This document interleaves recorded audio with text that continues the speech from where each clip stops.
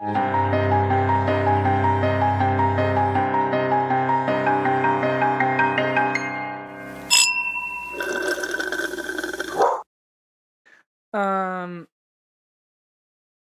the episode with is really strong.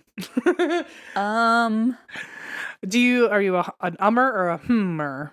I'm an ummer. No, Okay. actually I'm an what are you? You're a aren't you? Mm-hmm. I think I like it's a mixed bag, I think. Yeah. We like to keep them guessing, you know. Yeah. Happy 422. 22 is my lucky number. Well, That's 22. Right. It's almost both of our lucky numbers if there was a 9 in there. Yeah. That's unfortunate, but I'll just take the 4 and that's okay. When we get to episode 4,922, then it'll really be our 4,922. Yeah, perfect. Okay. Although it could be 2249. That might take half the time. So maybe we do both ways. Oh, we should really celebrate the almost 5,000th episode. That'll be crazy. Oh, certainly. I think we'll be celebrating from our tombs at that point. But yes, we will be. Wow. Welcome to episode 422. We realized after 420, we never did anything fun for it. And with 422, it just kind of showed up. I don't feel any particular. Yeah, right. I don't know. I just feel kind of like, what do you want? I was on episode 1, and now here I am 400 episodes later, and I'm like, what happened? Feels like we just got dragged here. I mean, trust me, it's been a fun ride, but I don't know where and how and why.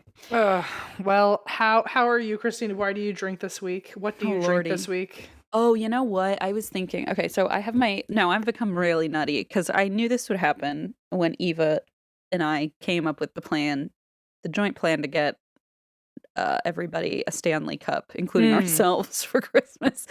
And so, she also sent like accessories, right? Like we talked about. And I was like, I don't need an accessory. That's ridiculous. And now I'm like, oh, I have my little, like it's stupid. I have a little thing for my like weed vape. I have like this little cloud that covers the top just so dust doesn't fall in. Like it's just, I've become, and my sister jokingly said, don't tell me you have one of those things that holds your phone. And I was like, and my vape and my wallet. And she was like, oh no. And my AirPods. Anyway, it's a whole thing, and I've really realized, like, today I kind of had to come to a screeching halt and go, like, this is getting a little out of control, Christine. Like, rein it in.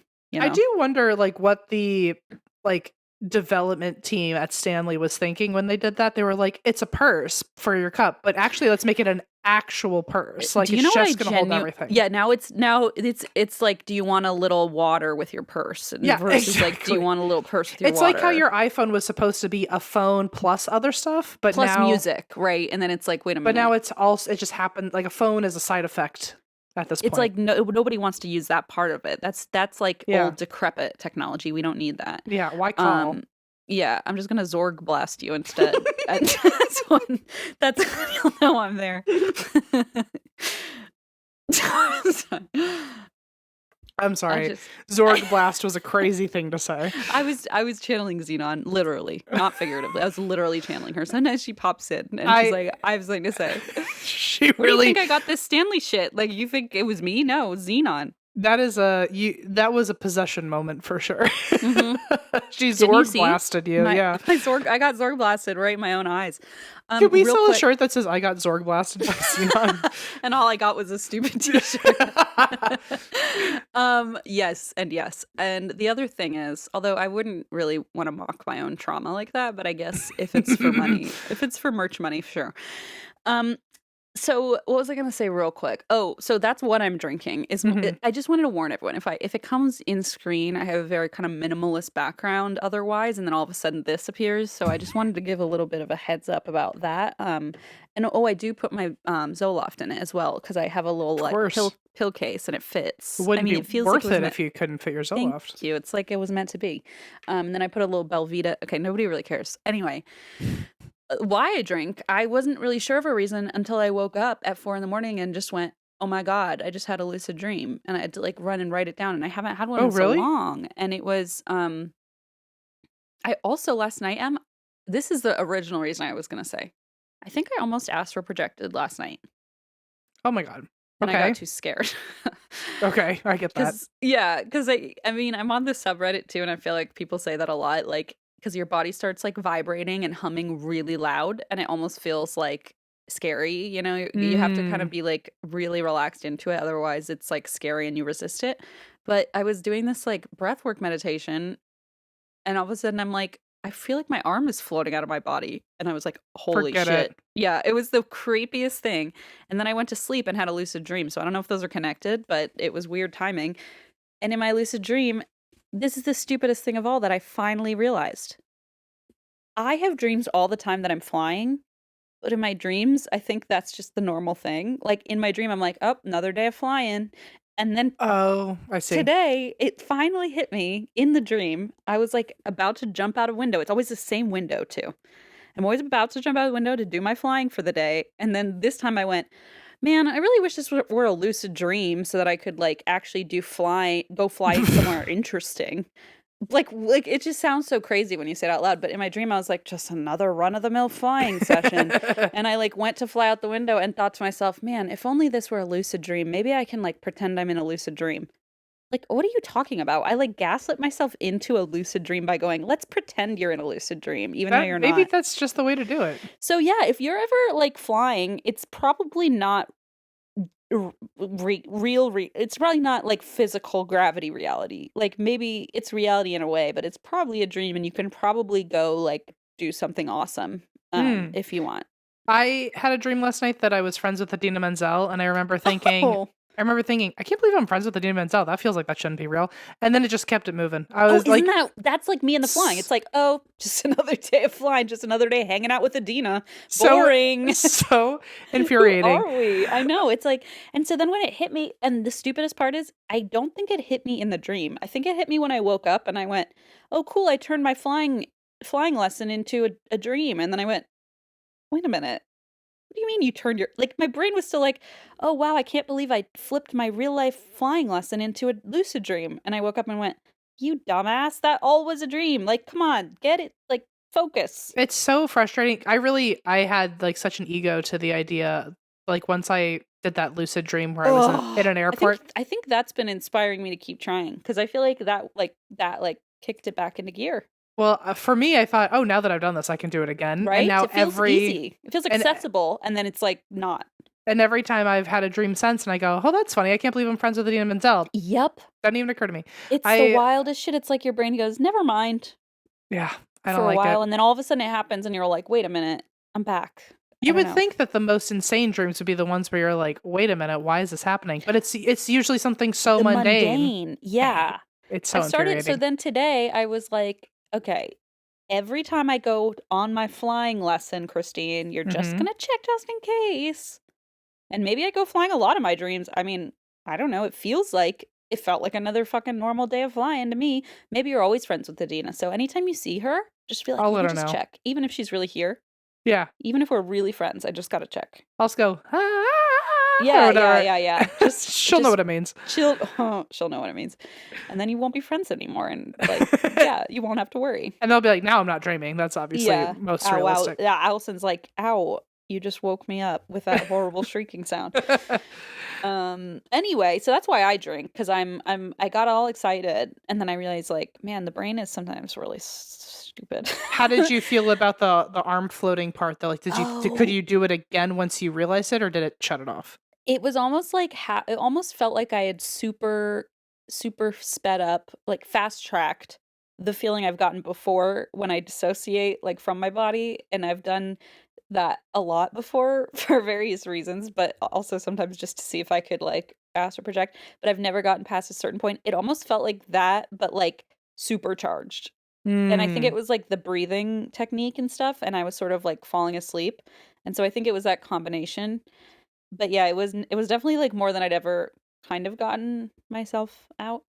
Whoever's listening to this for the first time is probably like, what the fuck is going on with this true crime show? Boyfriend who got like forced into this is like, of all episodes, this is a rough one to start with. I'm sorry, but anyway, point being, I only got the arm out. I think I fell asleep after that and went to my flying lesson because I was running late. So so that's why I drink. Right. I'm gonna try it again later. I'll hit you up. I'll show up at your door if I'm still waiting for you to arrive in my own dream. I you know what's so funny? As I started lucid dreaming last night, because it was, I think, the first one since you had yours, I was like, oh, I'll have to. So I was like starting my flying lesson. I was like, wouldn't it be fun if this was a lucid dream? Then I could go like pop in and say hi to M.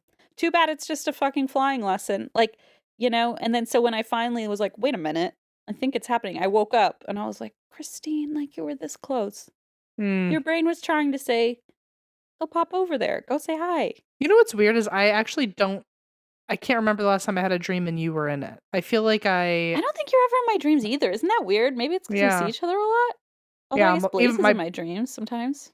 Allison's not in any of my dreams. Oh, I think maybe you're right, where my brain's like, I already saw them. Who else is out there? I've already, enough of that. The only dream I had where Allison was in it was the lucid dream. Interesting. Oh, because remember I was like, why is she here? And that's what like... Oh, so anytime you see Allison, you really have to do your test. Or you. Hang on. Oh, or me. So yeah, every couple minutes, we'll just check to make sure we're still here. Yeah. Why do I drink? Oh, well, I have my LD. Good. I know you're not supposed to buy yourself tarot cards because no, I know you're that's supposed not to a gift it to thing. you. Oh, it's not? No. Some people say your first deck is meant to be a gift and that it has some sort of, but in reality, that's not. It's just kind of an old wives' tale. Oh, I didn't know. Or that. It's just it's because it's all about energy. It doesn't really. Okay, well, I bought myself 2. I didn't even really. I wasn't looking for a tarot deck, but I was like, I have to get this one. Sorry, my hair's a mess today, everybody. Sorry about that. It's been a real situation. I'm loving it. It really is almost like moving your hat up and down by itself. It's comical. It's really great. I didn't mean to get a tarot deck, but I saw this one. I was like, well, I can't not buy that one. Show me. It's literally Back to the Future. Well, that pisses me off. That pisses me off. That feels like the perfect fucking gift for M.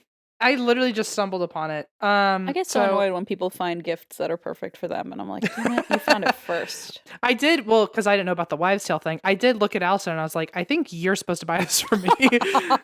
She's like, not in the budget, babe. Well, then she was like, I guess if you want me to, and I went, with that energy, I'll just buy it myself. See, exactly. I think that's why people have moved away from that sort of like story, because it's like, well, what if somebody gifted them to you that's like a bad memory or like a toxic you don't want that energy, like whatever. Can I tell you what I actually just got in the mail?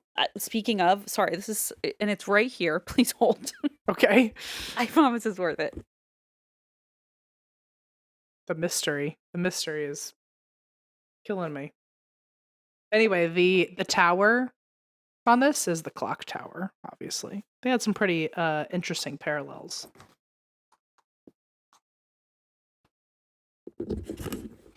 Okay, so Charlie are at our publishing house. I don't know. We're not that fancy, but it's technically, I guess, a publishing house. When we went for a book signing in Kansas City, she and I were talking about, I don't know, tarot or something, and Charlie goes, oh, well, there's this cool thing coming out. I'm like, don't feel any pressure, but do you want me to mail you a copy? And I was like, fucking yes, immediately. It is the Neopets official tarot deck by Andrews McMeel Publishing. And the way that I just thought, Charlie knows me so well. I'm so glad she's the one who worked on the book with us, because she clearly gets truly it. I can't think of, I would have seen that in a store and been like, it wouldn't even occur to me to get that for you. I would have just been like, oh, right? I don't know who to give that to. I don't know if I even would have bought it for myself necessarily, but when it arrived, I was like, wait a minute, this is so cool. Like, channel all your favorite Neopets, fairies, magicians, and more. I mean, I can only imagine that the omelet is in here somewhere. Maybe. Well, I'm very happy for you, because I'm very happy for you. I was not trying to overshadow either. No. I just thought, wow, speaking of very niche tarot card interests. Yeah. No, I didn't even know they made, like, who would think that you could. I can't believe you didn't own. I guess I probably would have seen that and already assumed you owned it, to be fair. It's the first time I ever saw it, and I went, I feel like I have to do it. May I ask where you found it? Barnes & Noble. Really? They now have a whole wall of tarot decks. Oh, they're trying to lean into the yeah. But then I also got another one. Which, have you used it yet? I pulled a card yesterday, and it seemed fine. Seemed fine. Okay, did its job. I also got I inherited my mom's from college, That's like cool. her tarot deck, and it was like the original like Rider Waite tarot deck. That's what I have too. But so I'm always afraid. Those are the ones that I feel like have the most energy behind them. That's how I feel. Yeah. But I'm so terrified to travel with those or use them a lot because they are from like the 80s. And they're important. Yeah, and they're important. They have yeah. And so I ended up getting another version, another one when I was there, but these are the plastic ones, so they don't tear. Oh, I've never seen that. They like it's like a plastic card. Oh my god. Okay, I've never seen that before. So I feel like I can travel with these and not worry about damaging them. Look at this is the one, and I travel with them. See, yeah, and the bag and it's all busted just like mine. And so I bought this in the 90s, and I saved up money for it. It was my first. So speaking of, it was my first ever purchase of tarot. My first deck, and I bought it for myself. So, okay, great. Okay, I feel like I always was so freaked out by that. And then everyone was like, that's not a thing. But yeah, this is my deck. But then the other day I was like telling my friend Celine, I still have the deck that we went up to the bookstore, walked up there and bought together, and I saved up my money. And then I look at it, I'm like, $22 in like the 90s or it was like 2000. I was like, they were fucking like, I wonder if it's because extortion.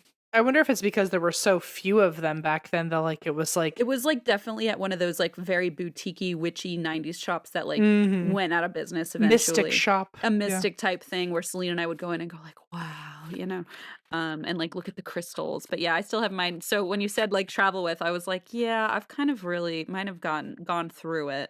That's why I wanted to bring some plastic ones because I'm always worried about them tearing or also, like if I spill on them. You gotta have a little pouch. Oh, that's nice. And then I put a little pencil in there in case I need to like take a note. Take a note? Well, I got those, and then I got a third thing, which I'm very excited about. Can you show me? I haven't started yet, but I already know it's going to be like a middle of the night fixation. How to Read Tea Leaves. That's also a beautiful book. Oh, that's that. It's literally the tea company. It was beautiful. Yeah. Wow. I like how they were like, everyone's into witchy shit. We have to lean into this. Barnes Here's how Noble and those folks. They get it. And Charlie. It's this really beautiful like box. Like it opens it opens like a book, which I like. And you can use their tea. Oh my gosh. Yes, I think it's like such a smart little collab. Great marketing. There's only like 80 cards, I think, or something like that, or 60 cards. But so I was like, I feel like I could. And all of the images are. It's like not to say like reading tea leaves is going to be so easy, but all the cards are like a ring or bones or like, and I'm just kind of like, I think I already can probably read tea leaves if I have to be like, oh, a heart, I wonder what that could mean, like, So anyway, I feel like it's less meanwhile I'm like complicated. A sausage and pepper omelet from Fairyland. Wait, what could it mean? Well, no, it's literally like a wheel and a crown and a flower, and I'm snake. Like a snake. I'm like, I think I could probably figure this out faster than tarot. Though. Yeah, Eva got me a deck of like tea reading leaves that I have yet to use, but maybe in the Yappy Hour after this on Patreon we can do either. I can pull like a Neopets tarot. Oh yeah, and I'll do a Back to the Future. Or a Back to Future. Yeah, that would be fun. Oh, and we have to say it because I keep almost forgetting, but we really, really, really would love people to come to our tour. It's the last time we'll be touring this year because we weren't able to do a fall tour. I mean, you know that already, but it's the last time we're probably also doing this particular show, and we really want people to come see it because we love it. And we will be in Monterey and San Luis Obispo, March 14th. 14th and 15th. 14th and 15th. And we've never been there before, and we're really excited. So go get some tickets. Please come see us. There's still time to get tickets when you're hearing this. And that's why we drink.com/live. And that's the other reason I drink, because we're about to come back on tour. I am very excited to read some tarot cards with you. I think that'd be fun. Me too. Yeah, that would be fun later. Okay. You know how some companies will like send you a bill and you're like, wait a minute, why are there all these dollars added to it? And they're like, it's just like a fee. Mm-hmm. And you're like, oh, but like what energy do I have to fight it? You know what I'm saying? Wow. No sense has ever been truer. You get it. That's why we're really excited about Mint Mobile. I feel like everyone who switches to Mint Mobile is like, oh, thank God. None of this nonsense. Say bye-bye. Bye-bye. Ciao, ciao. Doodles. toodaloo, to your overpriced wireless plans, jaw-dropping bills, and unexpected overages. Mint Mobile is here to rescue you with premium wireless plans starting at $15 a month. And all plans come with high-speed data and unlimited talk and text delivered on the nation's largest 5G network. You can use your own phone with any Mint Mobile plan and bring your phone number along with all your existing contacts. I know setting up is super easy. You basically just, they do it with you. It's very fast. Ditch overpriced wireless and get 3 months of premium wireless service from Mint Mobile for $15 a month. If you like your money, I do. Mint Mobile is for you. Shop plans at mintmobile.com/ATWWD. That's mintmobile.com/ATWWD. Disclaimer, upfront payment of $45 for 3-month 5 GB plan required, equivalent to $50 a month. New customer offer for the first 3 months only, then full price plan options available. Taxes and fees extra. See Mint Mobile for details. Have you ever woken up with a funky mole, a weird rash? I mean, and when I've woken up with probably every type of like malady. Funky everything. A funky something, because we record this basically right as we wake up because that's just the people we are. And I feel like every day we're like, what happened? You know, so Zocdoc is basically the point that I'm saying is don't worry. Zocdoc is like this app on your phone where you can say, help, I have a malady. And they'll be like, come on in. Zocdoc is a free app and website where you can search and compare high-quality in-network doctors and click to instantly book an appointment. I have used Zocdoc for quite some time. It really is so lovely to just filter what you need, and it just shows up. It just comes up with a list for you instead of having to Google people and then review them and then wonder if they're in your network. The office. Are you such kidding? a waste of time. Ugh. Oh my God. And then they're like, wait, we don't accept your insurance. And you're like, why did I go through all that? Like, yeah. Nowadays, there are so many providers on there. You can seriously filter doctors who take your insurance, are nearby, are good fit for whatever like specialty you need, and highly rated too, which is really cool. Plus, appointments made through Zocdoc happen fast, typically within just 24 to 72 hours of booking, and you can even score same-day appointments. Stop putting off those doctor's appointments and go to Zocdoc.com/drink to find and instantly book a top-rated doctor today. That's ZocDoc.com/drink. Zocdoc.com/drink. Okay, so where do we go from here? This story. Leave me a web, my friend. Well, I have to kind of go back to an old web. So for people listening, we haven't recorded for like 3 weeks. Oh, that's right. I keep wondering why I'm so bad at this. Well, the last story I did was a part 1. So Oops. For everyone else, it's going to feel like it was last week, but for you, you definitely forgot the story. Oh so my God. That's I have hilarious. a recap Wait, for what you. is it? What is it? Maybe The Cage. Okay. I was really going to pretend. And then it makes me really happy though, because there are so many times where I feel like so guilty that I don't remember your stories. And it's like, again, after 400 conversations, how are we going to remember every single one of them? I mean, and then I remember you doing that, and I remember saying, "Oh, like the squirrel cage," and yes, the only thing I know about is the squirrel cage now. So I'm like, I can't stop thinking about that. You did say that. Potawatomi County, that's right. That's an intrusive thought, also. In Council Bluffs, Iowa. Wow. We said that. So wrong story. So not that. So I have a recap for you. Previously on, and that's why we drank. The Cage was a over 300-year-old jail. Okay. It was around from the 1580s all the way until the 1900s. Yeah. And it was a jail. Oh my God, and then somebody bought it. Yes. Oh my God. Wow, and it was that cool little creepy little thing, and I was like so envious because I want to buy it. Okay, so this was for anyone else who may not know, or if you for some reason listen backwards, this is you don't the think recap. What I said will just fill in all the gaps? Well, it'll fill in some gaps, but just to fill in all the gaps, this was a jail that held men, women, and children for like literally like hundreds of years. Ugh. So already a lot of bad energy there. The alley behind the house is where they would take the bodies of prisoners out of the jail when no one was looking, and it was called Coffin Alley. Yeah. The local legend in this area, I think it's called Osyth, St. Osyth, England, or something. The local legend in this area is that there was a woman named Ursula, and she was a midwife, but then she got accused for witchcraft. Yeah, no wonder I've been having bad dreams lately. You reminded me of that old lady who used to be so cruel to me. Well, so Ursula was, she was a midwife, but then like people saw her muttering next to a house of someone who wronged her, blah, blah, blah. Anyway, she got accused for witchcraft. She ended up being held at the Cage. This was the jail she was held at, along with all the other women that she accused of witchcraft to try to help her own case. Or just under duress, maybe. Under duress, yeah. And anyway, so the big thing is that Ursula Kemp stayed here before she ended up being hanged for witchcraft. And that's what it's most famous for. Okay. There's a plaque on the building. And where is it again? In Potawatomi County. St. Osyth. Oh, yeah. I think England. You just said that. Okay. And so then in the 1970s, after like over 300 years of it being a jail, in the 1970s, it became a house. Right. And normal. Yeah. And it was super haunted. Super, super haunted. Apparently, anyone who's lived there has broken their lease early to get out of there.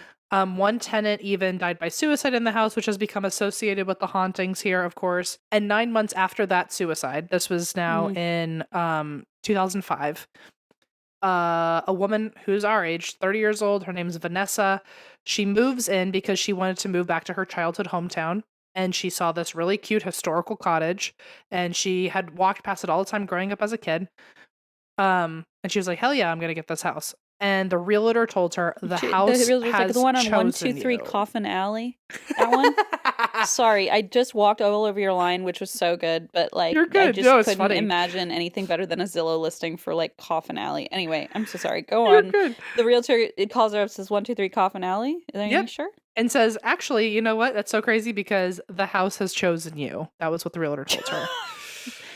By the way, that was the most epic cliffhanger, and I do recall that being quite a cliffhanger. Yeah. So I'm back in it. I'm back on it. I'm fucking buckled in. The house has chosen you. Goodbye. That's the best realtor. They should get some sort of medal at the Realtor Awards. I mean, honestly, I hope you say that. I hope they say that to every person for every house. This house what's has interesting chosen you. Is, well, spoiler alert, Vanessa no longer lives in the house either. Oh. But she did say, she was like, the next person who lives here, the house will choose them too. Whoa. Powerful. Ooh, spooky. So Vanessa remembers when she was a kid walking past the house on her way to school. She was fascinated by the house. She always felt kind of drawn to it. She did not know, I don't know how you live in this apparently small town and don't know about the local legend of Ursula, but or she knew about Ursula but didn't know the part where Ursula lived here for a while when it was a jail. And she did not know about the paranormal haunted rumors of the house. Wow, she must have been not in our circles in high school. She clearly was like just like focused on her academics, I think. The aesthetic was cute, and she was like, oh, I didn't realize. Yeah, she was like, oh, I just thought it was like a fun little cottage. Yeah, it felt very millennial, you know? Well, she did say, she was like, if I knew it was like a little haunted, I wouldn't have been surprised. Oh. Because, like, it's a village. We live in an old village. The buildings are centuries years old. Like, fair point. Centuries years old. Am I stupid? Centuries old. I said yes. Correct. Fair point. So she said, this is a quote from her. Maybe it would have been fine if it was a normal haunted house, but I didn't know a haunted house could be this active. Ooh. And so she moved in. She had a childhood best friend move in with her named Nicole. So it's Vanessa and Nicole. Cute. Nicole did know about the rumors, but she was not bothered about the ghosts because I don't think she even realized how bad they were. Mm-hmm. And she was like, I'm just going to move in with you. It's kind of like roaches. You're like, I guess one doesn't freak me out. You just don't know how terrible it's going to be. You can almost like move on really quickly. And then you're like, and then the second time you see one, that dread starts building like, oh, this is a pattern. It was like, whoopsies. So she was like, I guess I'll move in. Like, what are the odds that it's that haunted? But right away, things were really weird in this house. So when unpacking, as soon as they moved in, when unpacking the kitchen, Vanessa heard footsteps. And when she looked up, she saw a foggy black mass float through the door. Nah. And then she said, I knew I was in trouble. I just sensed it. Like from the beginning. I just knew that this was going to be bad. Bad vibes. But also her best friend who just agreed to move in with her is also moving in, like right now. And so she was like, I'm not going to freak her out. I'm not going to tell her what I saw. So she kept that it's to for herself. Her benefit, probably yours, so she doesn't move out. But yeah. So she didn't tell Nicole. She was just like, okay, on site, I'm seeing a dark ass mass floating around. The women then found old documents left behind when they were looking through old furniture, and they found, I guess they found old documents which they later were able to look at next to the house deeds, like the old deed records, and they realize that all previous tenants that have ever lived here since this building was a house, ever since the 1970s, people have only ever lived there maximum 3.5 years. Wow. But after the third year, they're always out of there. It's pretty weird. One of the previous owners actually only lived there for a few weeks and then tried to sell the house at like a shockingly low price. So they were already like, okay, other people have experienced something here. Yeah. The women started smelling pipe smoke, they started smelling baking bread, and they started smelling something nauseating, which I'm assuming is like the smell of death. You don't want to ruin the smell of bread. That sucks. I know. I was like, the bread part I can vibe with, and then all of a sudden, death. Oh. Yeah. They also said that sometimes they would feel on their body that when they would walk through certain doorways, it felt like walking through jelly. I don't know. Ick. Yeah. I don't know.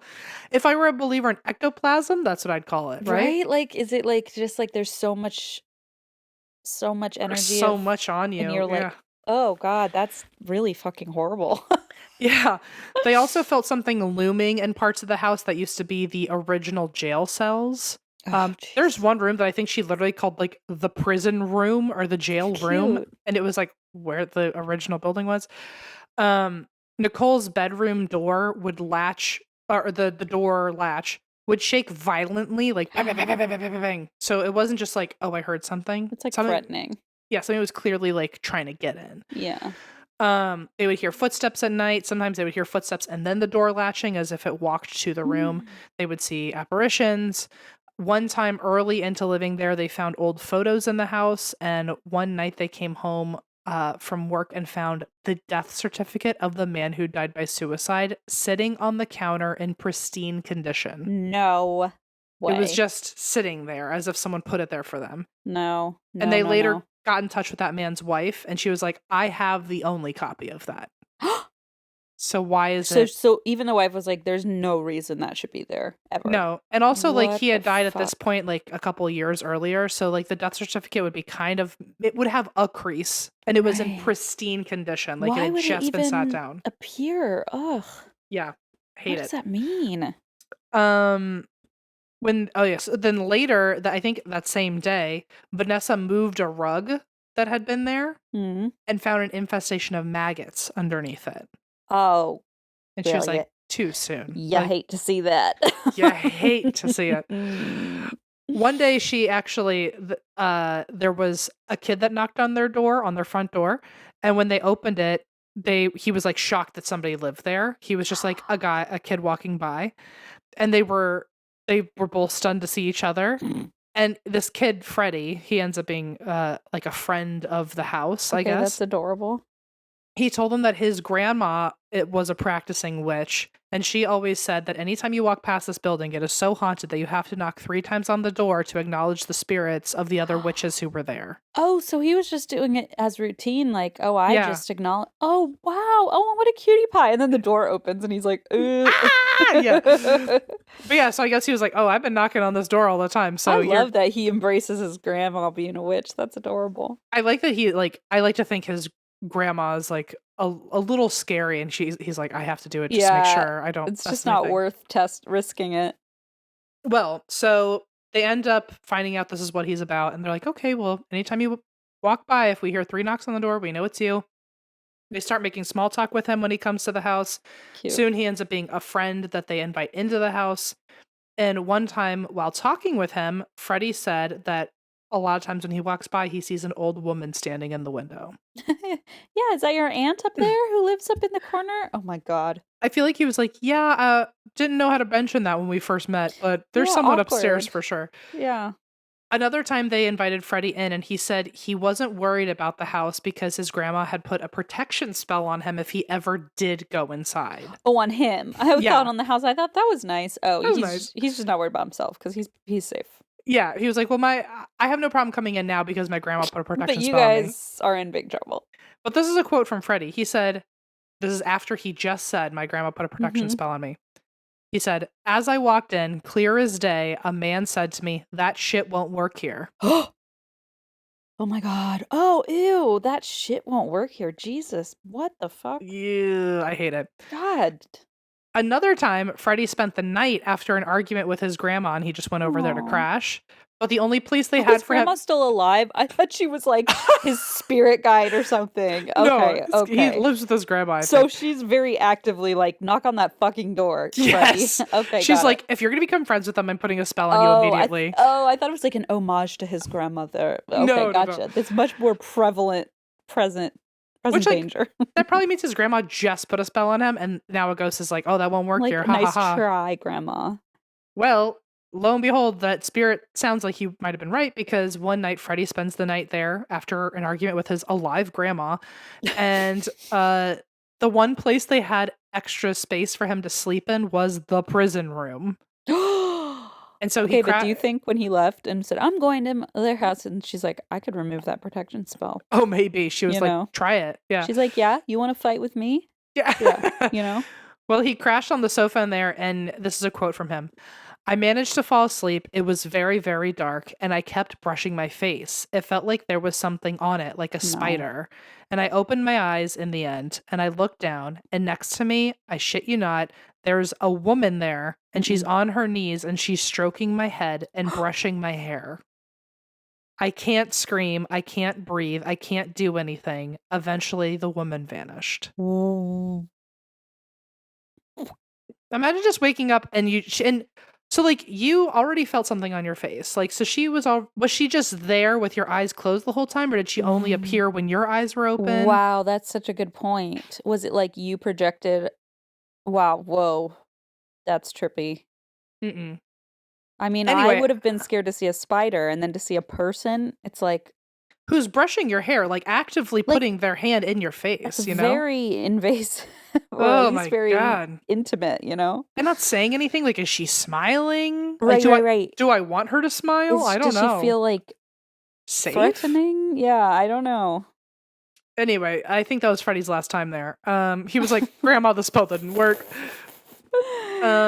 So Nicole and Vanessa, they're still living there, and they start noticing that things are going missing and reappearing in odd spots. They are starting to see weird lights throughout the house. Crows are flying into their house a lot and like crashing into the windows. Yeah, that's not a good sign. For Halloween, they hosted a party dressed as witches, which too soon? I don't know. Wow, very bold move, I would argue. Very bold move. I mean, I guess like you literally live in the place that witches are known to have lived. You kind of have to go along with the story. That's true. You can't really necessarily dress as Shrek and be like, yeah, it fits the vibe, you know? Like, I feel like you kind of have to play along. I do think that they maybe, if I were that person, if I were living there and I dressed up as a witch, I would out loud be like, this is an homage of respect. This is not. And then later when you're doing a Jello shot, it's like, really? Yeah. An homage of respect. Nice try. That shit won't work here. Well, while getting ready for this Halloween party, while dressed as witches, they heard a loud sound downstairs that had no cause. Then all of a sudden they felt this really intense presence in the house. Ooh. And apparently that was a new presence that they had not experienced yet. But oh God, that presence was there to stay, because after Halloween, activity escalated all the time. Like weird. There was the timing's weird. So it's like while they're getting ready for Halloween, I wonder if it's like a they invited it somehow by accident. Maybe, or just because the veil's thin. I don't know. Yeah. True. There was an old chain in the fireplace. Oh, of course. That when they moved in, they didn't know where it came from, but the story goes that it was from like the 1500s and it was part of the jail. So it's like, imagine just living with a 1500s, shackles, right? Yeah. Apparently this chain started swinging back and forth at night by itself. Ugh. Objects would no longer move, but they were throwing themselves across rooms. The TV volume would be up and down on its own all the time. Doors would slam, open, shut, open, shut, open, shut. Not even like one slam, but you would hear it upstairs nonstop. Oh, see, it's not residual, you know, at that point. Yeah. It's like, oh, someone's trying to get my attention or scare me. It's smart and angry, yeah. Yes! Ooh, bad combo, by the way, folks. Smart and angry. They started hearing the sound of babies crying at night. Fire tools would move around by themselves. The kettle. Yeah, I don't know about the babies, but I guess kids also live there. Oh, true. Fire tools would move by themselves. The kettle would turn itself on. That's dangerous. I know. Well, even later she says, like, one of the reasons I had to move was because, like, my electric bill was crazy because things kept turning on. You're right, that I didn't even think about the practicality, like, the life practicality of living somewhere like that. She was like, when the lights turn on and then they don't turn off, and the TV turns on, and the kettle turns on, and the stove turns on. So not only is it now expensive, but it's also dangerous. What if I'm gone and the stove just decides to turn on? Exactly. Or a fire tool just decides to make its way across. Yeah. Wasn't there a listeners episode we did a while ago where, like, someone's mom worked in a kitchen and she had to work the graveyard shift because she was the only one, like, brave enough to stay there? And, like, after hours, and she had to be there after everyone else left, but it was because, like, at 10 on the dot every night, the stove would turn itself on or something. Yeah, and it was like, oh, she would have to go. It was like turn it off. Was it a convenience store or something? It was like something. Maybe it was a. But yeah, it was like she would have to go. Yeah, maybe it was a stove. We'd have to go back and turn it all off, and it was like clockwork. Yeah. Yeah. I don't know what that was, but yeah, I remember that vaguely. I can't imagine, like, always having to wondering, like, is the kettle on? Did my shower turn on? As someone with OCD, like, thankfully it's not the kind of, like, checking really usually. But, like, imagine you do have the checking OCD and then you're like, oh my God, I'm constantly being reaffirmed that yes, the stove did turn on by itself and I did leave the hairdryer on. Like, it would make me crazy. I feel like in between developing OCD from this house and fully having OCD, the in-between where you don't realize there's a ghost going on. Oh, it must just be painful. The crazy making of, like, I swear I actually did turn this off. You would feel totally out of your mind, yeah. It was constantly freezing colds in the house where it shouldn't have been. Sheesh. The tap would turn on and off by itself. Again, the latches and the doors would move on their own. I will reiterate again, because in a lot of interviews, she kept really bringing up the fact that, like, the door opening and closing, it was like a violent slam nonstop. It was just nonstop. Her hair would get yanked. There was this one room that was like, had overwhelming vibes of, like, depression and grief. You could hear random people talking upstairs and laughing with each other, but nobody is there. I don't like that. You would hear kids running around upstairs, and there was no way to know who was actually haunting her house the most. It just felt like a train station, like Grand Central Station. Like just like a constant in and out flow. Yeah, and then you don't even know, like, what the story is except for the fact that it was a jail. Like, was that just little kid inmates running around with each other? Like, yeah, was that like people who lived there in between it was being a jail? Was it like, or was it from somebody else entirely, like a totally different place? Because when you first said the thing about walking through doorways, my thought was honestly like portal, like that energy portal of like maybe something is open here that like lets people in and out, and then on Halloween when that one thing showed up. I don't know. Yeah, something about like walking through that weird jello-y thing made me think of like a portal or something. That's a good point. Yeah, it's something. It's a dimension of sorts. Yucko. There were always shadow people all the time. Like, all the time. She said it was just so natural. Boring. She said electronics would switch themselves on and off all the time. Sometimes you would hear people walking by you. One time she saw someone walk by her in like broad daylight. And she said they were just like solid people. Weird. Did they see her? Yeah, one of them, I get to it eventually, but there's there's like a solid apparition who, like, straight up, they just stare each other down. Like, it was two of them just stare each other down. And the one doing the hair too, yeah. Yeah. One guy that Vanessa was dating for a second was a skeptic, and when he didn't last long. She was dating him for a second, and he was a skeptic for a second. Oh. Because when he came over and spent the night, his soda can flew off the nightstand in front of him. Oh, we just read a listener story before this of a glass getting pushed off a skeptic boyfriend's nightstand.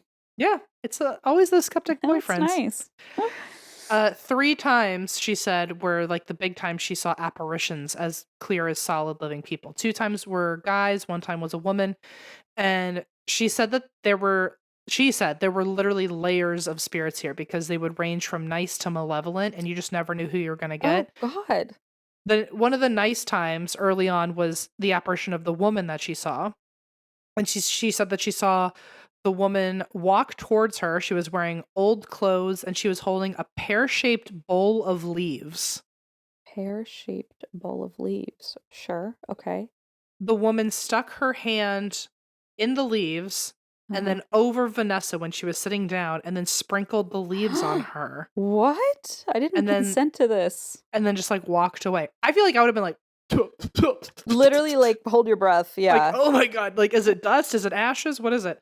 But apparently it was like old leaves, and so she felt like this woman had very nice energy. Oh, She okay. didn't feel threatened by it, but she also assumed that this person was like some sort of practitioner, and her gut feeling was like, because this was early on and them living there, she was like, my gut feeling was this apparition knew that there was a darkness here and she did something to try to protect me. So it was like, oh, I'll do what I can. I'll do a little like ritual on you. Oh my gosh, that's scary. You know a place is haunted when one of the ghosts has to step forward and immediately protect you from the Oh other my ghosts. god, that's so true. With some dead leaves, like, here's the best I can do. Good luck. It's like, this is all I have in the afterlife, so we're just gonna have to sprinkle this on you, and you're gonna have to just roll with it. Just roll with it. So she remembers that. She believes that it was some sort of protection she was putting on her early on.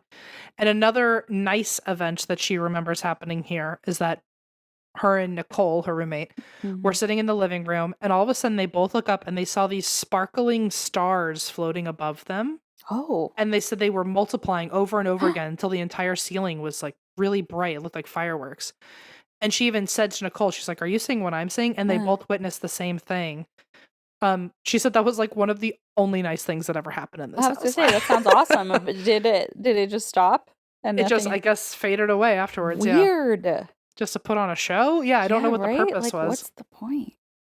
Other times other times is in like the not nice times. There was, again, this black mask that would show up and move from the floor all the way up into the ceiling. There was one time that Vanessa felt something bite her ear. She saw a satanic-looking goat appear and growl at her. The idea of something biting your ear when you're not expecting it is like so upsetting because it's so close to your face, your brain. Yeah. Like, it's an orifice. Also, it's such like, don't fucking bite my ear. And it's such soft, gentle skin. Ooh, it's like, ugh, get off me. They had a medium come to visit when they were living there, and the medium immediately was like, as soon as I got in there, I had I think she said, a banging headache that felt like somebody was trying to crush my skull, and I felt like I was being watched, and I had a really bad feeling that something terrible was about to happen. Oh my god, so a medium is like, hey, this is what I'm sensing. You guys can't necessarily like sense it that clearly, but like you're clearly living in it either way. So like it must be terrible for your health and yeah. I don't know. And later on they even tried to bring more psychics in, and the psychics refused to go in. As soon as I got there, they were like, that's a fucking red flag for yourself. Run. I think after this one medium came through and said something was going on there, they went to the local church for help, and the church literally said, like, basically, oh, you and everyone else, because they said that several houses on that street had come to them for help, and the whole neighborhood was haunted. So this isn't just a train station, it's like a whole block party situation. Yeah. People just popping in and out. Oh my lord. It's like St. Patrick's Day and a whole strip of the main bars. Like, it's and you know you hate to live there because it's just like, it's fun for a minute and then it's like, oh, it's so fucking loud. Honestly, at that point, if I knew other houses were haunted, this did not happen. I would have done this immediately. I would have been like, I'm putting like a little like newsletter in each of the mailboxes, and I'm saying like, let's start like a community watch. Like, let's all be together through like this. A blank notebook. We'll pass it on. Write down what the hell's going on with you. We'll pass it around. We'll all get together on Sunday. And if your house seems like the safest, we're allowed to crash there that night. Or like, has anyone met Neil yet? Or is he new here? Like, this just must be the weirdest thing to talk to your neighbors about. Like, your has anyone else ghosts. Seen sparkling stars? Has that happened in your house? Oh my god, a fireworks display. Yes, it'd be so nice to like just have like a forum to go to. Hey, anybody like get dead leaves sprinkled in their hair, or just me? Like, yeah, weird. Terrifying. Well, so they didn't do that, but they did find out that the priests were like, I'm so used to this stupid block and having to try to clean your houses. Thanks, priest, by the way. Thanks, as priest. Always. When the priests went to the house to like do a cleansing, they got upstairs, the bathtub faucet immediately turned on. Basically the whole event was kind of useless. Nothing changed. And Vanessa and Nicole even thought, they were like, I guess we are not going to ask for help again because we asked the church and nothing happened. So we're just kind of Like, what stuck else here. do you do? And I don't know if it's because of the church coming in, it pissed something off, but activity got even worse again somehow, where like Vanessa began sleepwalking. And apparently she was sleepwalking at the same time every night and would always wake up standing where the last guy died by suicide. And it was on the stairs. So wait, the is fact that the one whose death certificate showed up?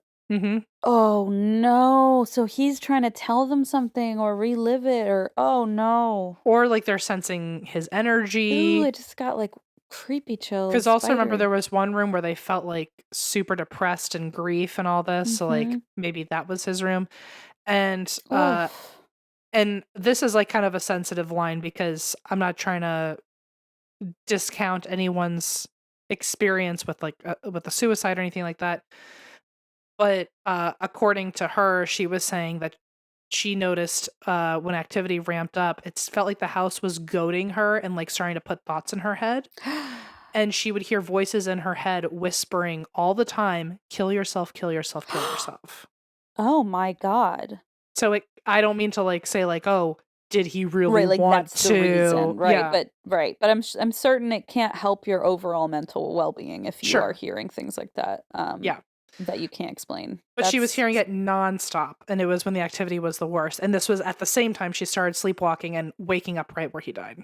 And it makes you wonder too, like maybe that was just his energy, like yeah, replaying in her. You know what I mean? Or maybe he had the same experience. Who knows? But geez, that's creepy. Well, Nicole's boyfriend moves in, and so they thought they felt safer for a second because now there's like a third person there. Also, as you and I have discussed, our feminism goes straight out the window when a big strong man is there. All of a sudden, I'll tell you, I weirdly felt safer when RJ was around because I was like, I'm gonna make him open the door. I mean, and he has muscles, like he does. I don't care who you are, if you're a boy or girl, whatever. But like, if you have big muscles, I'm feeling a little better about my. He literally qualified for the Olympics because of his muscles, so I was like, I think I'm okay. And then all of a sudden I had to move somewhere without him, and I went, what do I do? Yeah, both in the way of moving away and literally moving your items, because it's like, ow, it's heavy. RJ, where are you? He helped me move in and out of like 3 different locations. I knew it. I was like, I bet you he was also the type to be like, oh yeah, let me help, He was always the let me lift the heaviest thing you have. Yeah. Wow. So anyway, but I get it. Yes. The boyfriend moved in, and so everyone felt safer. And but then all of a sudden, even he refused to be home alone in that house. He was like, "Fuck this place." No, the day Blaze says that to me, I'm like, "You're supposed to not be the rational one." Yeah. The 3 of them decided that nobody will ever be alone in the house, and they ended up having to schedule out a buddy system and always make sure that 2 of them at a time were in the house. That's so annoying. Like that must just get so annoying. Not only your electric bill, but now you also have to think about like, and your water bill if the faucet keeps turning on. Now you're never alone either. Now you have to like plan your day according to other people's days. Oh, forget it. Eventually, Nicole and her boyfriend get pregnant. And so her and Jim move out, leaving Vanessa alone in the house. They're like, oh, we really need everybody to have a buddy. Except for now. Bye. We actually got a 3rd buddy, and now we're out of here. Yeah, this is super awkward. We found a new friend. It's in my womb. Okay, have fun. So Vanessa's by herself in this house, and she, I think, bought the house. I don't think this was like for rent. I think she bought the house. Oh my Lord. She did buy the house. It was for like, I remember seeing the price at some point. Oh right, because it was on Zillow on 123 Coffin. Thumbs up. But so the 123 Coffin Alley. So she lives there alone now, and the activity is out of control. Imagine going from, like you just said, having a buddy system to now it's like, oh, well, no one will be there, guaranteed. Yeah, now you literally are alone even more than before. Like even before you had a roommate. One time she had a friend come over to like repair an electrical thing. But basically they ended up going to her and being like, something just tried to shove me down the stairs. I'm out of here. Sorry, not helping you with your electrical thing. Oh, nice. Another time while brushing her teeth, someone like smacked the shit out of her to a point where like, and it was on her butt too, which is extra gross. I was gonna ask, and then I was like, Christine, don't ask that. But yikes, that makes it so much worse. But hit her so hard that like her toothbrush and toothpaste flew out of her hands. That's sexual assault, violent, like Very violent. Really strong spirit if it's like physically attacking you whenever it wants and with very precise aim. Like this is just really bad, really, really bad. One friend, or I guess they were two friends that came over, but one of them noticed they had just walked through this area, nothing was wrong, and then they walked by it again, and now there were up to 30 droplets of deep red blood splattered on the floor. And it looked like someone had like taken a dropper and just like threw blood or something, or like a nosebleed. And she took it as a warning, obviously, but even the friends were like, "What the fuck is this?" She's like, "Just get the Swiffer. It happens all the time." I mean, Jesus. You know what's so shitty? I think it was literally on carpet. That's the worst. That's so fucked up. You think these ghosts can't get any crueler, and there they go, ruining the rug. Most of the time, I think after that, by the way, those friends never came back, obviously. That's so sad. Most of what happened, ghost-wise, was in broad daylight, or most things that she witnessed were in broad daylight, because in one of the interviews she did, she was like, I would only see things in broad daylight because at night I was hiding in my bed. Like, I wouldn't, you would hear things. I wasn't like exploring, right? Yeah. She was like, I knew things were going on. Like, and she was like, honestly, maybe the fucking stove turned itself on. Whatever. Let it catch on fire. I'm not going down there. What are you going to do? Like, stand in front of it all night and make sure it doesn't? Yeah. So she was just like, she would just hunker down at night and just hope that nothing happened in her room. And which is so terrifying. That's terrifying. How do you like? It must just sound like someone's broken in down there, and it's just a mess. And you're like, I hope it's a ghost and not a criminal. Yeah, I would honestly, if I were her, I'm sure she felt this, but like, imagine the trauma of like seeing the sun starting to set every night. Oh my god, and being like, it's time to like retreat to my cave. You know. Vanessa was home alone most evenings, and eventually Vanessa found out that she was pregnant. Oh no. And during this time, I say oh no because I've heard I feel the energy shift, so yes. I feel worried. Yeah. During this time, activity spiked even more, which is said to happen when someone's pregnant because new life is forming. And there's new energy.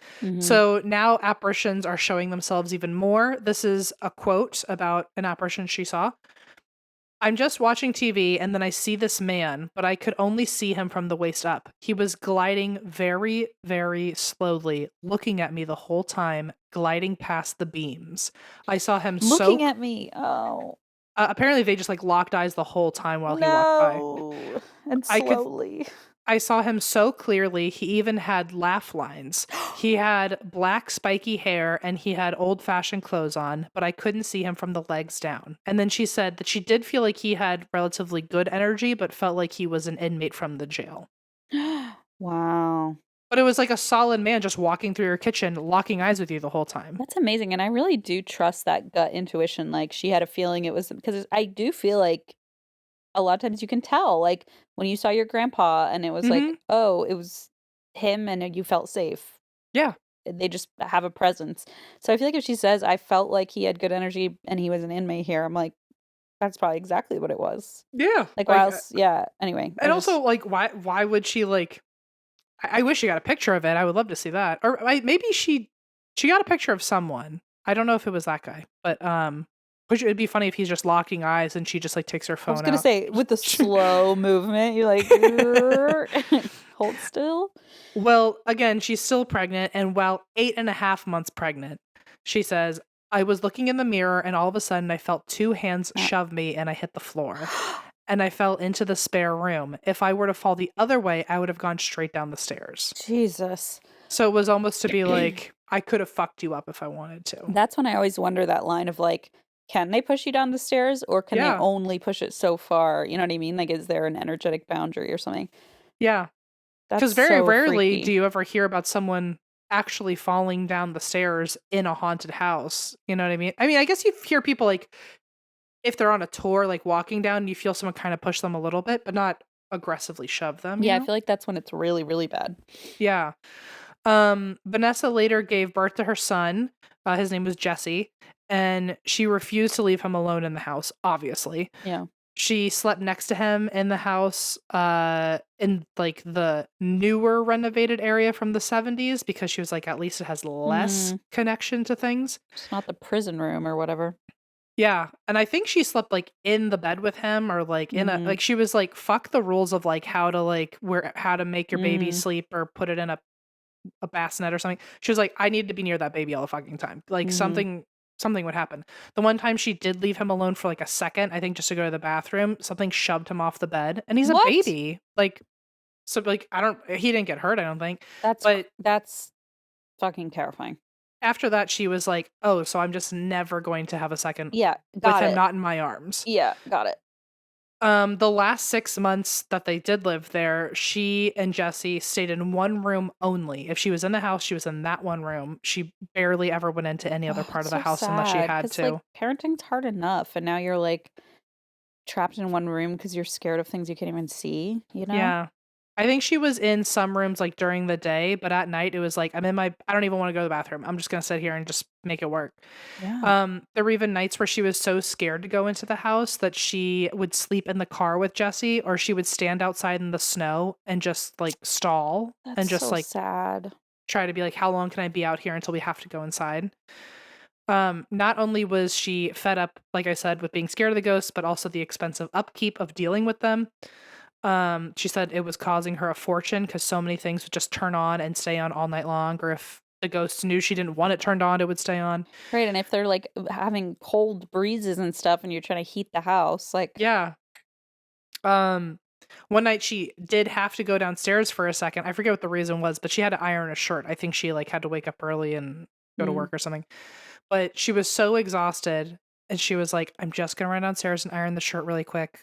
I will be right back upstairs. I'm just going to leave Jesse alone for a second. This was the only other time she did. She went downstairs to the ironing board, which was in the prison room where Freddy had that experience with the woman.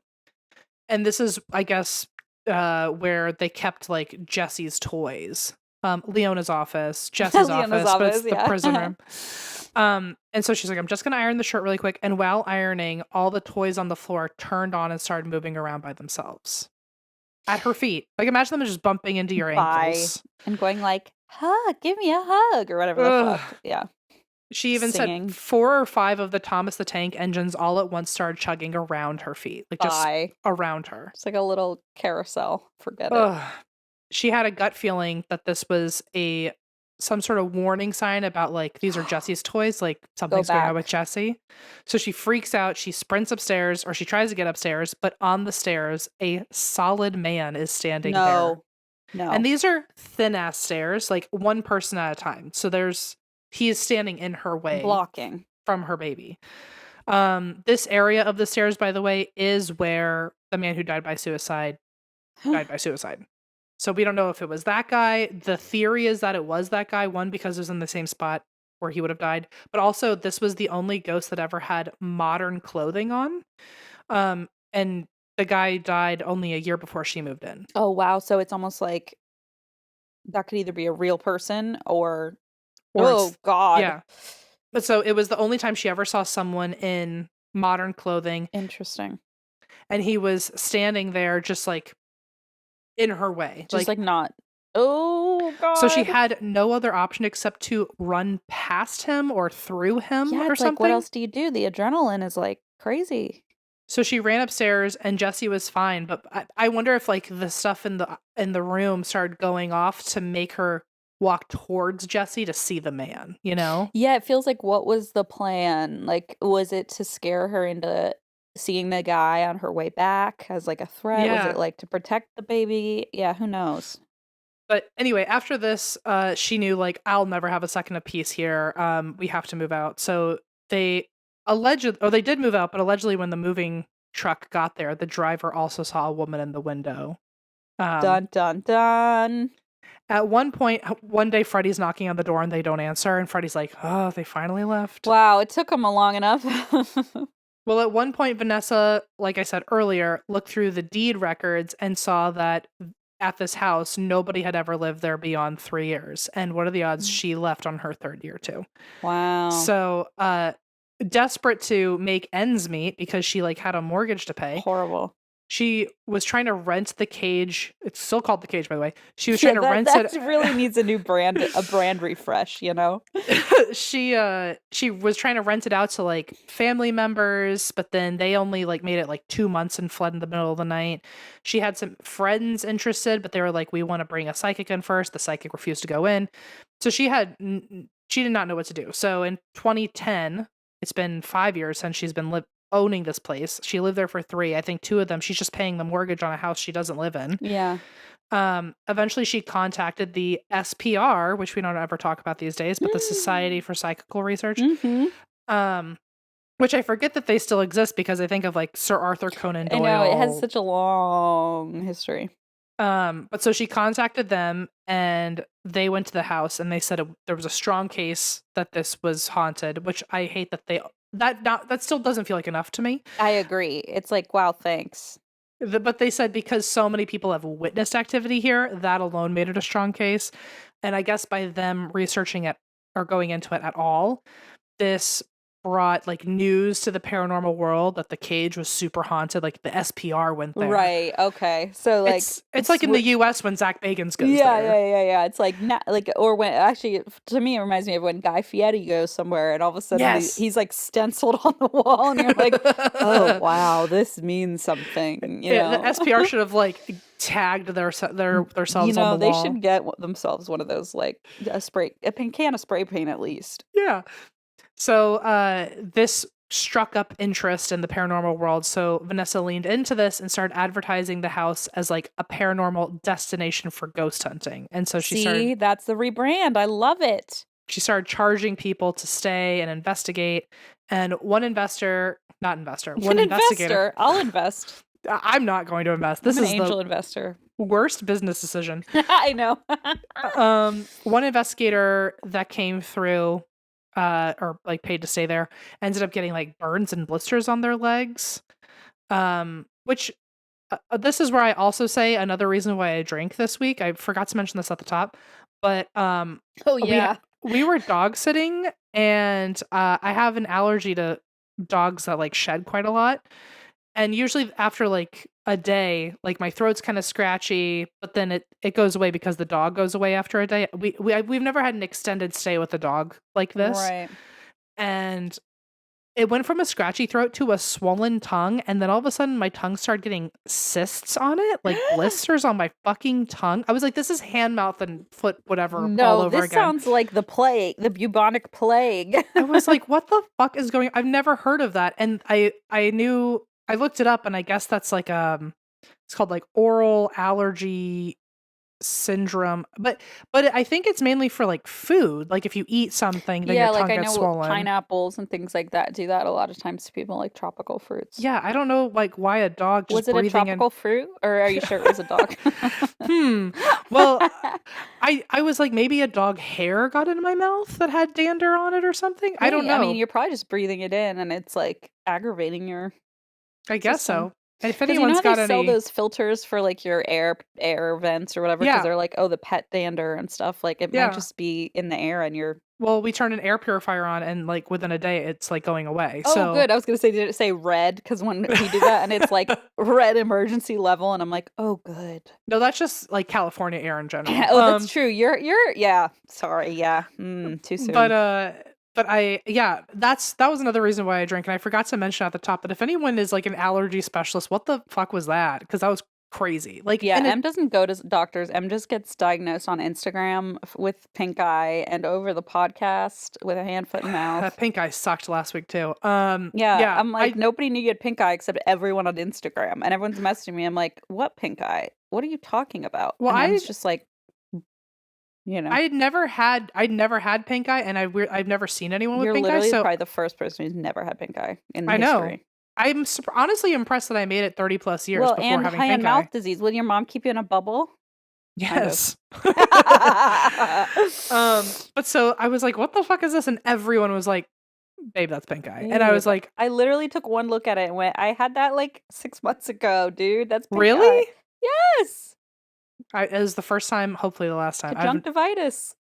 That was disgusting. It's nasty. Anyway, that and then the cysty tongue was also interesting. I feel like you are new to Earth sometimes. Like, welcome to our failing bodies. Just have like I'll be the one that gets measles next or something. I mean, seriously, at this point, I wouldn't be surprised. Anyway, I'll just say Vanessa was letting investigators in. Some of them got burns and blisters on them. Some of them were getting bruises on them. Just like you and your mouth. Just like me. And one person like felt like they got stabbed in the chest. That was crazy, which I wonder if that's a jail residual thing. Might be SVT. Maybe. I have had that one. Yep. One person claimed to get a picture of 4 ghosts carrying a dead body through Coffin Alley. Oh, whoa. Which, that sounds crazy. But basically, in 2019, right before the pandemic, Vanessa finally had the house cleansed by people who I guess knew what they were doing. I don't know if this was like the 30th person to cleanse it, and that's what did the trick, or this was just the right people to do it.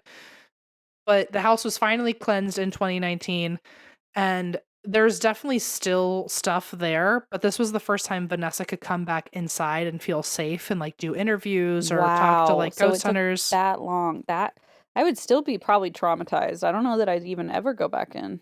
Yeah, and she moved out in like 2008. So from 2008 to 2019, she's paying the mortgage on a place she never stepped foot in. Oof. Then it was finally cleansed enough, but she did say that it's definitely still haunted, but it's nothing like it was. Like, she wasn't scared Hopefully they anymore. get rid of the bad, the negative stuff. Yeah. And a year later in 2020, Vanessa sold the house to a woman who said she doesn't believe in ghosts. So good luck. Good luck. Anyway, the Cage remains notorious for not just being a witch's prison, but also being one of the most haunted locations in Britain. And that is part 2 of the Cage. Wow. It's weird. It's like you forget everything, but then like once you start hearing the story, it's like, oh yeah. I like remember the details. I don't know. Yeah. It's kind of weird. Anyway, there you go. Thank you.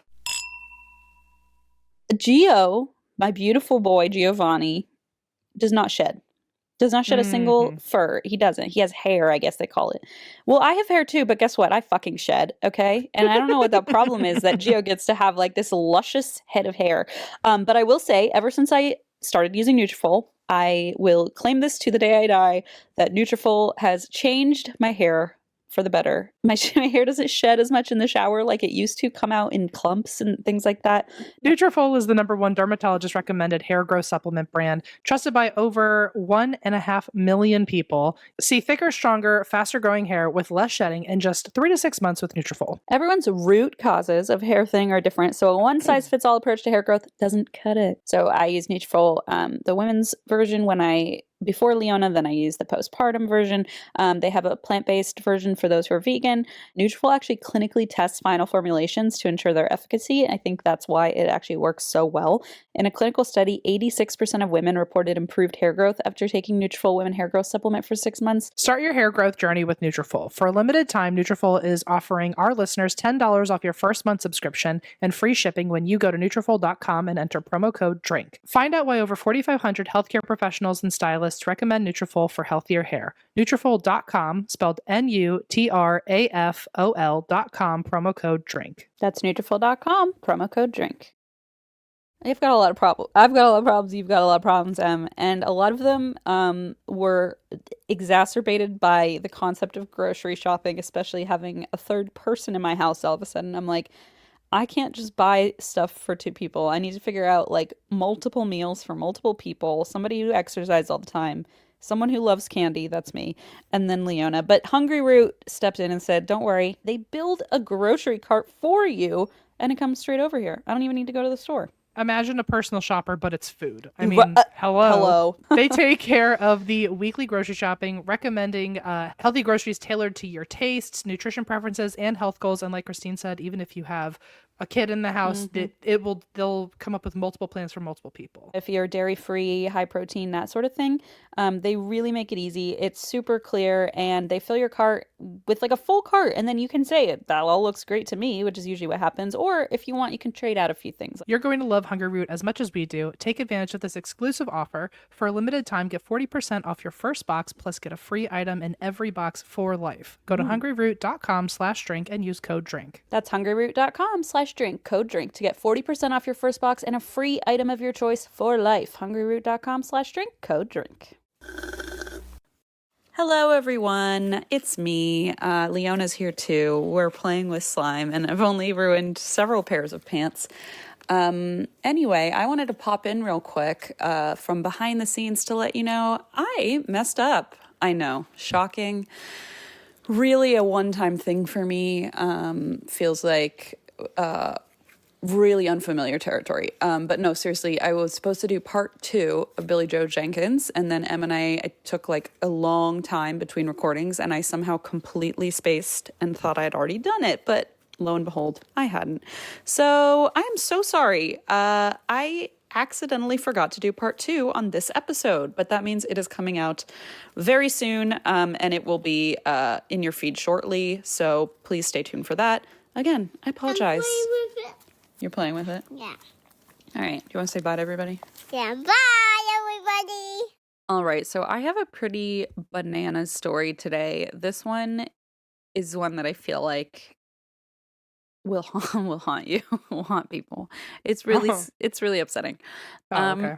Yeah, in a bad way, not haunting in a fun way. So this is the story of Alicia Kozakiewicz. Hold on. Oh. This is the story of Alicia Kozakiewicz. Girl. I've Okay. been practicing. It's hard. Kozakiewicz. Sounds like a lot of syllables. It's Polish. So on New Year's Day of 2002, 13-year-old Alicia Kozakiewicz was at home with her family in Pittsburgh, Pennsylvania. It was a typical New Year's holiday. Alicia's dad watched football. Alicia helped her mom, Mary, prepare their traditional dinner. Do you know what's the traditional Polish-German New Year's Eve meal for good luck? I just assume like a sausage or sauerkraut or something. It's both of those things. Oh, hey, all right. Yeah. And it's funny. So, like, Search added a note here about like the tradition and stuff. And I'm like, oh, don't get me started here. I have a lot to say about this. Yes, it is still a tradition in Germany to eat sauerkraut for good luck. Oh, okay. It is probably it's probably better known.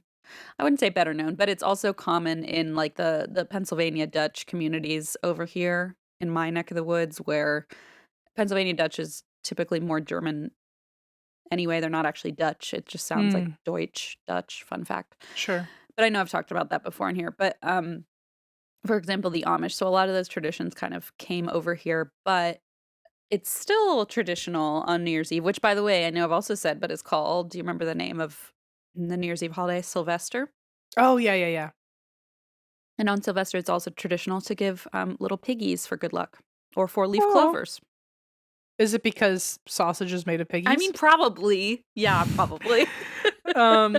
Yeah, I feel like I'm so unaware of all German Polish food. I think I could name 3, maybe. Like sausage, sauerkraut, schnitzel. I think that's all I got. I mean, you got potatoes, you've got beer, you've got sauerkraut, you've got cabbage of all kinds, really. Do you have a favorite German meal? Spätzle, like the little noodles. That's what Leona's making tomorrow with my mom. Little like hand-cut noodles. And then, I love a schnitzel, but I don't eat veal anymore, so it's kind of too bad. What the pasta one you just said, is it literally just noodles, or is there like a sauce on it or like something? Noodles usually put like butter and salt on them and eat it with schnitzel. Oh, okay. Yeah. It's pretty good. It's just butter like plain noodles. It's just butter noodles. Oh, okay. I didn't know if it was like a thing. No, it's nothing like that interesting. It's just really good buttered noodles. Great. I like butter. I like noodles. Me too. So anyway, fun fact for you. But so they were preparing their traditional, take on the traditional sauerkraut pork meal for New Year's. And either way, point being, the whole family's at home, okay? What could go wrong? Mary, the mom, said in an interview about Alicia, who at this point is 13 years old, she had a very sweet soul. She was like a product of Disney. And they say that because when she watched Disney films as a kid, Alicia thought like, this is how real life should be, And so she would, every time she was happy, she would like sing to her shoes or like to the sun or, like she was like a little mini Disney princess, just like happy-go-lucky. Oh, yeah. Exactly, like you and Adina. You too. And so that's kind of how she was described, just very kind of just someone who liked the magic of the world, and over the years she kind of retained that like optimism and being like an upbeat kid, but she was also very introverted. And so as she got older, she got more and more shy, and even though she was a happy kid, she was very introverted, liked to be at home. And her parents were worried about this a little bit, so they tried to encourage her to sign up for things, to build her confidence and expand her social circle. And one of the things they signed her up for example, was a modeling class, which back then, good times. Barbizon, right? 2002. Like that feels spot on. Mm-hmm. And so despite their efforts, Alicia was just one of those kids that liked to be alone, and I get it. And so when her parents purchased a computer for the house, it was a gift for her and her brother as kind of a way to have access to the wider world without having to do Barbizon. It was like, you can go online and learn and do your homework. And Mary, their mom, was just really excited for her kids to have like access to this new technology, for learning, for schoolwork, for pursuing their own interests. But of course, we know now, 2002, the internet was relatively new for home use. And I feel like we weren't all prepared for the downsides of the internet at that time. So Alicia's brother was into online role-play games like Diablo, and he introduced her to the internet as well, and she found kind of her own niche interests. I mean, speaking of fucking Neopets tarot, right? Like how perfect timing. Right, weird. And she found her own interests online, her own games, and then of course she found chat rooms.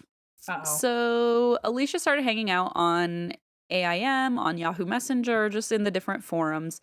And being the early days of the internet, when many parents only had like vague ideas of what being online even meant, there wasn't like that oversight that maybe was needed for kids who didn't realize what they were getting themselves into.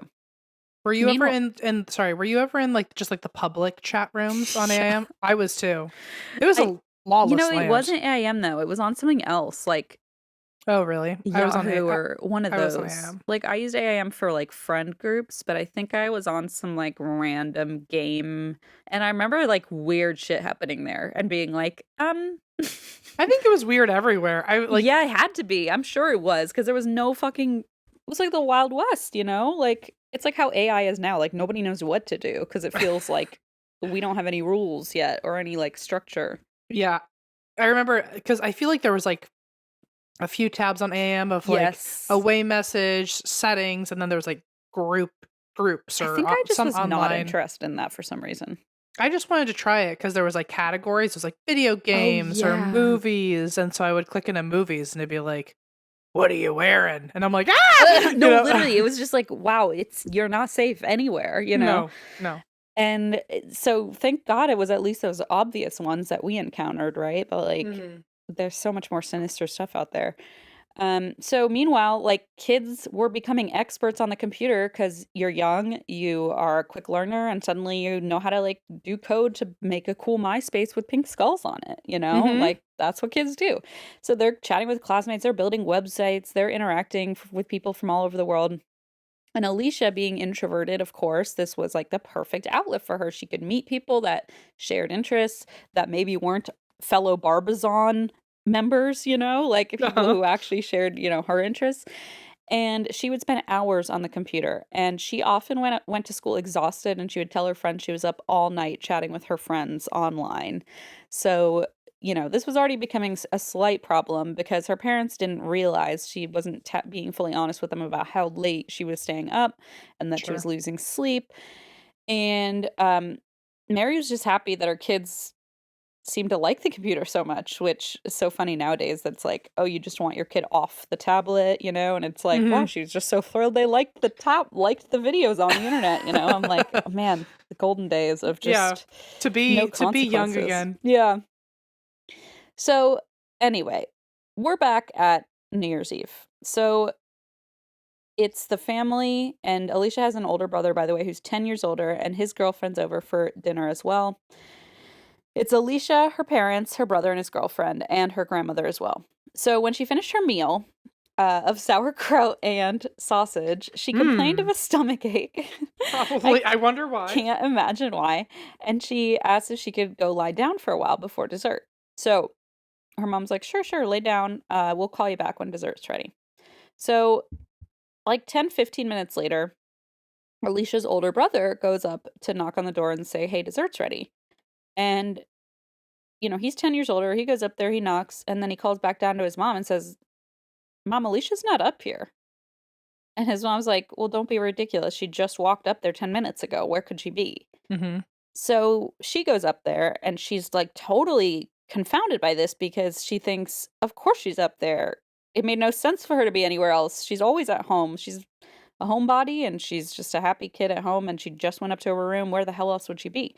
But despite like being so sure of this, they walk around and they go, oh my God, she's not here. And they're looking under beds. They're looking in closets. They're wondering if she got hurt somewhere. And they cannot understand what is happening until they notice that the front door was slightly ajar. So are they thinking she just like ran away or that someone came in and took her? So now they don't really know because at first they think like, well, did she just step outside? But then I want to also add, it's Pittsburgh. It's January 1st. It's fucking freezing. I mean, they said it's like the pits of winter. It's ice cold. The sheets of ice outside. It's freezing. Alicia's winter coat and boots are inside. And they're going, okay, this was not planned either way. Knowing Alicia, she was terrified of the dark. And actually, she wouldn't even go outside to get something from the car unless a parent was watching from the window. Oh, shit. And doesn't this just sometimes make you wonder, like, is there something deep down that... It just feels like such a specific... actually, no. I used to make my mom watch when I got stuff out of the car. So maybe it's not that I feel like it's something it's so brazen, though, of someone to walk in while the house is full and get away with it. Exactly. So everyone's going, what the hell just happened here? And she didn't scream or anything Didn't hear anything. That's wild. So they're thinking, well, holy shit, it's unimaginable. She would have just wandered out into the snow without her coat, for what? Like, what's going on? So Mary called the police and they arrived within minutes. However, they told the family they couldn't report Alicia as a missing person until she was gone for 24 hours. This is a 13-year-old girl. And like, that's not a thing anymore. Thank God. Mm-hmm. And so her family is like, what? Like, what are we supposed to do then? Just like sit around, right? I guess for the next 22 hours. Terrifying. And they said, the situation's already dire. We promised our 13-year-old girl didn't just wander out without shoes on and is just fine, Yeah. And she prefers to be at home. She has a happy home life. It just doesn't make sense. And in addition to the coat and shoes, which is already like a huge red flag, she also left her purse with the cash she had just gotten for Christmas. Ugh. And if it's a 13-year-old girl running away... You're taking it with you. Yeah, your Christmas money? I mean, come on. Your lip smackers? Your lip smackers? Listen, we know all the things. Yeah, all the things you'd be bringing. Your Post-it note with the password to your Club Penguin account, just in case. That's what I'm saying. You never know. You never know. When you find an internet cafe, you gotta log in. So her family, of course, just stays up all night, like just agonizing. They can't rest. They can't sleep. Every passing minute, they're just waiting and hoping like something will happen. But they're like just sitting there waiting. So they open all the curtains. They turn on every light in the house, like hoping like maybe this will be some sort of beacon to bring her back. They just don't know what to do. And hours passed and her parents eventually called 911 again. And this time they demanded action. And the Pittsburgh police decided to enlist the Crimes Against Children Task Force, which worked with federal agencies like the FBI. So very quickly it became a much more escalated situation. Okay, good. Yeah, good. So investigators arrived at the home and questioned everyone individually, and they quickly determined Alicia must have been abducted because, like, again, it doesn't really add up any other way. Like, she's clearly not a runaway, and it's not just like the local police anymore saying it. It's the, missing children task force saying it. So they know, which has to be fucking terrifying for the parents. But either way, they finally get an answer in that regard. So they start canvassing the neighborhood. The police do, I mean. And as they do this, they realize like nobody's seen anything strange. It's a very quiet area. People aren't really like out and about very much. And it's of course middle of winter. But it's like New Year's Eve, so if someone did go up It's to... New Year's Day. So so it's the day, it's the first day of the new year, so it's kind of like that post New Year's Eve, like just everyone's kind of hibernating almost, you know. Gotcha. I was gonna say, But if it was New Year's Eve, like maybe it looked like exactly. someone was leaving a party, or maybe someone that now on New Year's Day looks like someone got hungover and is now leaving a party. So no Or one. that, yeah, and if it's just like a teenage girl, you know, I mean, so it's a really quiet area, and there was fresh snow on the ground, so it's like very muffled, you know, you don't really hear anything. And all the neighbors had been inside just having dinner, so nobody really noticed anything. Right. So Mary felt completely helpless, but a friend that she knew put her in touch with the National Center for Missing Children. And the National Center for Missing Children told Mary that she can actually take action now before she can take her own action while the police are also doing their investigating. She tells Mary it's crucial to bring media attention to the case, so get pictures of Alicia's face out there and make sure they circulate in case anyone has seen her since she's been abducted. And they said, you know, odds are somebody has spotted her somewhere if she's been abducted. Yeah. So local media jumps on the case. Photos of Alicia are on television, newspapers, missing posters all around town. One reporter on the case later said that missing child cases like Alicia's rarely ended well, and the reporters themselves were like bracing for a really dark story to cover. Yeah. But Alicia's family and friends were just optimistic for, you know, their own sanity. They didn't want to think of the worst case scenario, even though, of course, that kept popping into their minds. But meanwhile, investigators are, you know, fast tracking this to trying to figure out who on earth had the opportunity to abduct Alicia. And of course, they start asking friends and family about Alicia's social life and learn that a lot of her social life takes place on the World Wide Web. So the task force takes the family computer and they have to imagine read thousands of just chat logs of 13-year-old girls, basically. Like, imagine. They just have to go through her AIM chat history for hours. Which, like, at least she remembered to, like, she didn't, like, delete her history or anything. I don't know if you could even delete your history back then. I don't know if you were able to. I don't remember. I'm sure you probably could. But still, like, how far back... I guess you just have to start highlighting every single screen name that she talked to and just work really backwards get to the bottom of who is it, right? And the wild thing is that back then, it's 2002, they had to print it out because you couldn't just do it online. Like, there's no iPad. Like, you have to print it.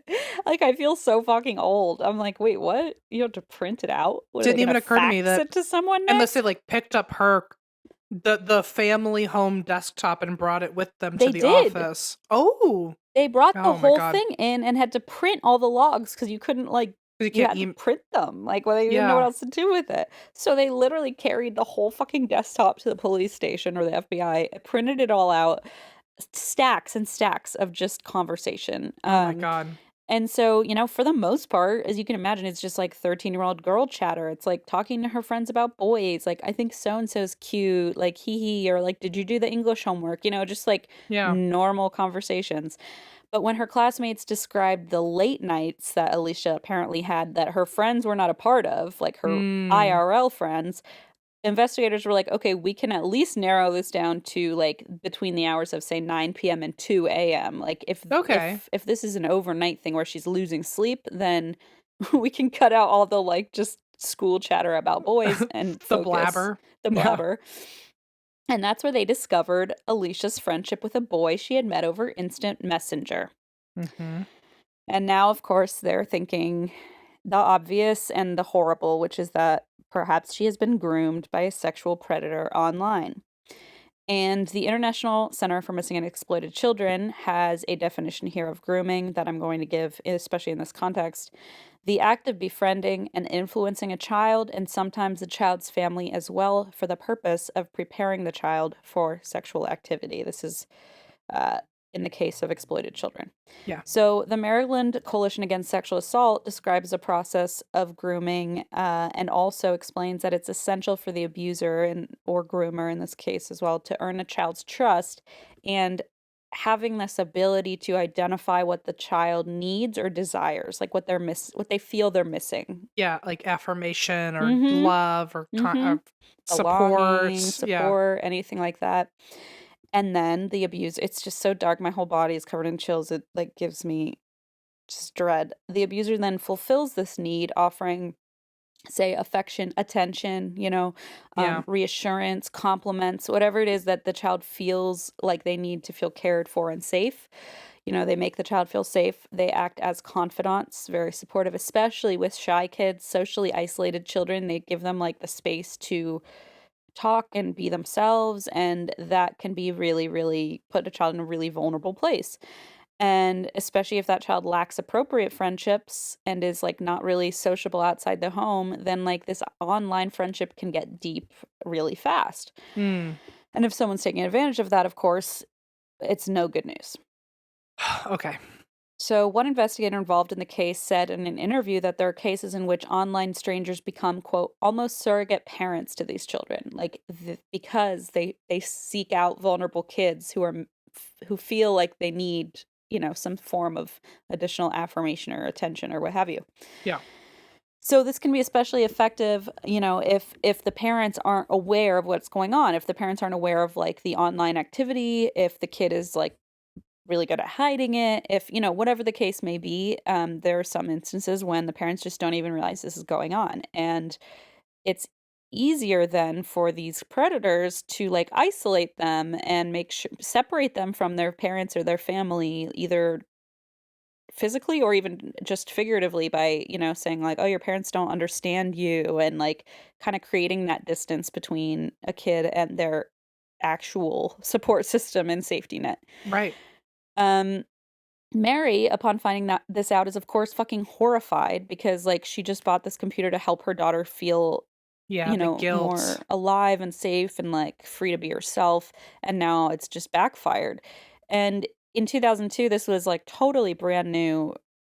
In fact, this case actually was the first one, like the first sensational online abduction case in the shit, world. really? Yeah. This is kind of the first one that went, so she had no public. frame of reference. Like she just thought like, no frame of reference. I'm getting and also if it was like if it was a desktop computer, she didn't know that she was harming anyone. She thought it was beneficial to the whole family, probably. Yes, yeah, and they all used it, and they used it for homework too and other things, so it was like, it wasn't all bad, right? It's just also, like the wrong person got in. Up until that point, it was just a machine. You just bought a machine to add function to the family. No one ever thought machines would lead to kidnappings. And there was no way to know, and there was no way to know like how safe the internet really was, and or how unsafe it was. And 2002, they were starting to bring safety because, of course, the FBI is aware because they've seen it all, but at the time, like, the public just didn't realize.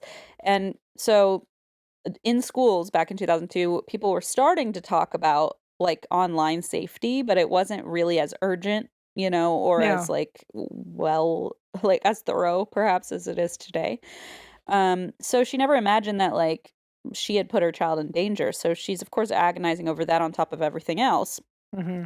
And Mary later said, "You're victimized in a way in which you have absolutely no defense," which is just horrifying. So in 2002, in addition to all the other stuff we've discussed, it was also easier to be anonymous online because technology just wasn't caught up caught up or tracking people the way it does now. So people didn't quite know at first who this could be. Like, it could be anyone from anywhere. But all they knew was it looked really bleak. And this is usually one of those stories where things just don't end well. So everyone was kind of bracing for impact. Then a call came into the FBI, and an anonymous tipster told the authorities he believed he had seen Alicia. Oh, shit. Okay. And they're thinking, okay, well, go on, see if this is just a prank call or something real or just a mistaken identity. The man explained he's a member of a chat room where adults engaged in discussions about their romantic and sexual fantasies. And by the way that he was talking, he was so nervous and like fearful and agitated that the person who picked up the phone realized like this is a real tip. I think he at least believes this isn't a fraudster, like this is a real deal. And also back in 2002 it was also like embarrassing to talk about sexual whatever. Exactly. So so that's exactly why this guy was totally on edge, freaked out. He said he's in this group. spoiler alert, he's calling from a payphone. Like, that's how freaked out he is about, like, anyone finding out about this, you know? I mean, think about it. Like, you have a family and kids, you feel like you want to say something, but you don't want to get caught up in the story of a teenager gone missing, you know? It's just... And also, like, in 2002, like, maybe that looked like cheating in his family, like, even Yeah. being in a chat group. Exactly, like, maybe you don't about want your family that. to know, you know? Maybe Yeah. you just don't want that part of you to be known by anybody.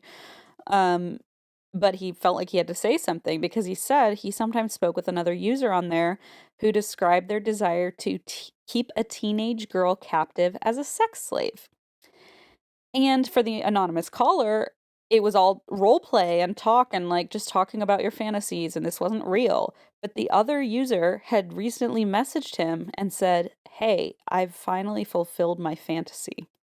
Oh, fuck. And the guy was like, "Oh no, that guy was for real. Like, that was, I thought he was just kind of telling me about his wild imagination, but this is apparently something he took too far." So the person who messaged this anonymous caller, the guy he talked to sometimes, said, "I finally fulfilled my fantasy. I've abducted a young teenager." And then they sent this caller a video of a girl in a cage. Oh my God.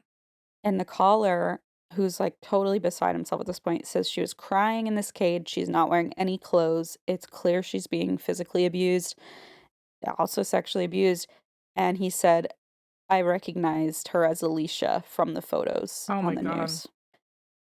And so the investigator is pressing immediately for more information. I think they had him on the call for like 2 hours or something, for like a long time. But when they said you have to meet up with the FBI in Florida, the guy freaked out and was like, I don't want to do that," and hung up. And he, like I said, was calling from a payphone. He didn't want to be in legal trouble for his participation. He didn't know like what that would look like. Well, yeah, that's So scary. It's it like, is. and also, by the way, like 2 hours on a payphone. Imagine if you just ran out of dimes like that. Well, good point. Right? It's just like that would have been a great excuse though. Like, I don't have any more coins. Do you think the FBI has like a special, like, we'll just keep adding nickels from our end? No, I wonder. They should have print out the chat logs. There is no way they could hack a phone system. Like a back Bluetooth. then. An old Please, I'm like, maybe they have a fucking what do they call it? Crypto account? No, I don't think so. Well, I mean, faxing. And also the guy sending like the video, that also goes to show you how dated this information is, because you could get away with sending a video maybe back to then. A stranger that like this other person is just someone you chat with sometimes. It's not like even somebody you can trust, like, with information like that. I mean, I'm glad he sent it because it, you know, I'm glad he was technologically illiterate. Stupid, but, right? Well, get ready. You're not going to believe. Oh what? my God. Speaking of technologically illiterate. So he hangs up. The authorities trace the phone to a payphone in Tampa, Florida. Now, if the caller described the situation accurately, Alicia was in a very, very, very dire situation. And most abductees did not survive this. And it's been days. So who knows if she's even still alive. I mean, it feels like a Criminal Minds episode, honestly. Like this race to the clock. A literal cage, yeah. A literal cage, like the chat rooms, like it all feels very Criminal Minds. So luckily the man, this guy, they couldn't get back in touch with him. They just had no idea because of the payphone thing. But the man, I guess his guilt got the better of him, and he reconsidered and he called the FBI again. Oh my God. And he had more dimes all of a sudden. Okay, I'm realizing this was a 2-hour phone call, because the first one he hung up before they were able to keep him on the line long enough to trace the call. I don't know how long it was. But this one was the one where they convinced him to talk for several hours. So I apologize. Yeah, I think he probably had more nickels this time. Or maybe they left him like a discrete pile of nickels in the phone booth for him to use for this purpose. Maybe so. But either way, he called again. Agents spoke with him for several hours trying to convince him to overcome this fear or whatever of embarrassment to save this little girl's life. And apparently the FBI even said at one point, like, you know, because he had a daughter, and they were like, we hate to say this, but like, think of your daughter. This is someone's daughter, and you're about to save her life. Does it really matter that you'll be embarrassed? And while they spoke, they traced the call, and FBI agents in Florida went to the man's residence because he was no longer calling from a payphone. He had been calling from his house. And now he was really on the hook to give them information because Now they knew where he tracked him down. was. They Yeah. knew where he was, and they were there too. And they said, okay, what can you give us? And he said, all I have, the only identifying information I have is a screen name for this guy. And this is where I tell you this fucking freak's screen name. Master for teen slave girls at yahoo.com. Wow. So you're right. I mean, totally. It's just like technologically fucking just insane to me. Like, no secrecy. Shit. No shame, nothing. Just like, God damn. I mean, people still never fail to surprise me. Okay. So the FBI, now this is a bit controversial because, well, it's about the Patriot Act, but the FBI was able to use the Patriot Act to access this guy's information really quickly without a subpoena. And that's because post 9/11, remember this is 2002, post 9/11, the Patriot Act was enacted, and it essentially allowed the U.S. government to much more broadly survey the nation and its citizens. Everything from like medical history, even what books you check out from libraries, phone calls, internet, financial records. And so it gave a lot of access. And of course, a lot of organizations, watchdog organizations, things like that, the ACLU, condemned the Patriot Act as infringing on people's amendments. And so it's a very controversial, it was very controversial, especially then, because it was pretty brand new. It was new, yeah. Yeah, very new and very like, what's the word when there's not a precedent, like unprecedented. And so, for what it's worth, it served good this time around, and they were able to access this guy's information very quickly. And while Yahoo is generally required by law to protect its users' data, the Patriot Act kind of, leapfrogged over that, and they were basically given emergency access to otherwise private information. Sure. And this emergency access was an IP address associated with a 38-year-old man named Scott Tyree of Herndon, Virginia. Is that how you say that? Yep. So they did a background check and revealed that he worked as a government contractor computer analyst. Of course. He needs to take another class about being more discreet with your fucking email. Dummy about an analyst. Just for real. He was twice divorced with shared custody of his 12-year-old daughter. Oh my God. So there was times that his 12-year-old daughter was alone with him too. Oh, yeah. Yeah. She primarily lived with her mother, but according to one source, Scott's daughter stayed with him over the holiday break that year and had only returned to her mom on January 1st. The day that this guy is now picking up another girl in Pittsburgh. Mm-hmm. And I don't believe there's ever been accusation that he did this to his own daughter, did anything like untoward to his own daughter. I think a lot of times that's just not how that works. But the fact that like hours after his own 12-year-old daughter left, he abducted a 13-year-old girl. It's like he like couldn't wait to have access to another kid. Sick. Like just to be near another kid. Sick. Yeah. So investigators called Alicia's family and asked them to come to the office to talk. I mean, imagine finding your dad's email and it's master for teen sex slaves. And it's like, I'm a teenage girl. You know what I mean? Like, that must just be so fucking... I mean, luckily... devastating. I mean, it sucks that she was, like, literally the age demographic he was clearly going after. But, like, luckily she was probably too young at that time that if he wasn't doing anything to her, she probably has no idea until later. Right? Like, you can only hope. Because if it's shared custody, clearly, like...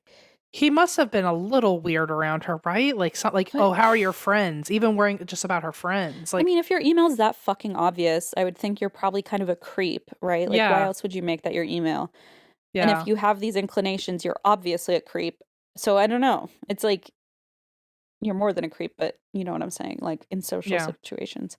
But I don't know, some people are really smooth, He talked this young girl into thinking he was really special and important and cared about her, right? So like maybe he had some way with words, or who knows. He's a predator, right? So investigators called Alicia's family. Oh my God, imagine. And said, we have to tell you something, and it's not great. Mary didn't know what to expect. She didn't know if she was going to identify her own daughter's body at the police at the morgue, or if she was going to hear about her daughter's death, or who knows. I mean, you can't even conjure up thinking that she No. was in a cage. Like, you Like, can't even. Yeah, sick. That's certainly not like worse than finding out your daughter died or something, but that's on a level that right. It's like something that you wouldn't even comprehend, right? Yeah. Like, that's just nuts. And the investigators, for their part, they didn't know what to expect either, but they wanted the family to be with them as this like got figured out, because suddenly things were like rapidly progressing, and they didn't want the family out there hearing information from someone else, or who knows, or being in danger. They basically bring them in and say, like, here's what's going on. We're doing this now. So as soon as the FBI had search warrants in hand, one team arrested Scott at work, while a second team raided his home in search of Alicia. Good. Now, it's just so chilling. They rush into the home. They're calling out for Alicia. There's no answer. The first floor appeared completely average, of course, just like a normal house, but there's a padlocked door. And when you open that bad boy up, they discover a basement, which actually appears to be reconstructed into a dungeon meant for BDSM activity. However, of course, BDSM is consensual, or implies consensual activities. So if this were the home of Alicia's abductor, that's not BDSM, just to be very clear here with my words. So that being said, they find all these, things that point to like, oh, BDSM and like sex role play, and this guy has this crazy email, so they're thinking, this I think we're really onto it here. So they move from room to room, and in one of the rooms they find an empty cage, and in this cage are instruments which were later described as tools used for torture, and the room was empty. And there's this like sudden dread that we're not going to find her alive. It's too late. We're too late. Then an agent from upstairs shouts out that there is movement under one of the beds. Oh my and God. They order whoever it is to come out with their hands up. And Alicia, 13 years old, crawls out from under the bed with a collar on her neck. She's chained to the floor. Oh my God. She is undressed, and she's trying to crawl out, cover herself, and also do the hands up command, because they're screaming hands up, and she's just a little kid. And so, of course, the team is like, rushes over, put a jacket on her. They cut off the collar. They tell her she's safe. She's probably so shell shocked. I don't even know what you'd be thinking at this point.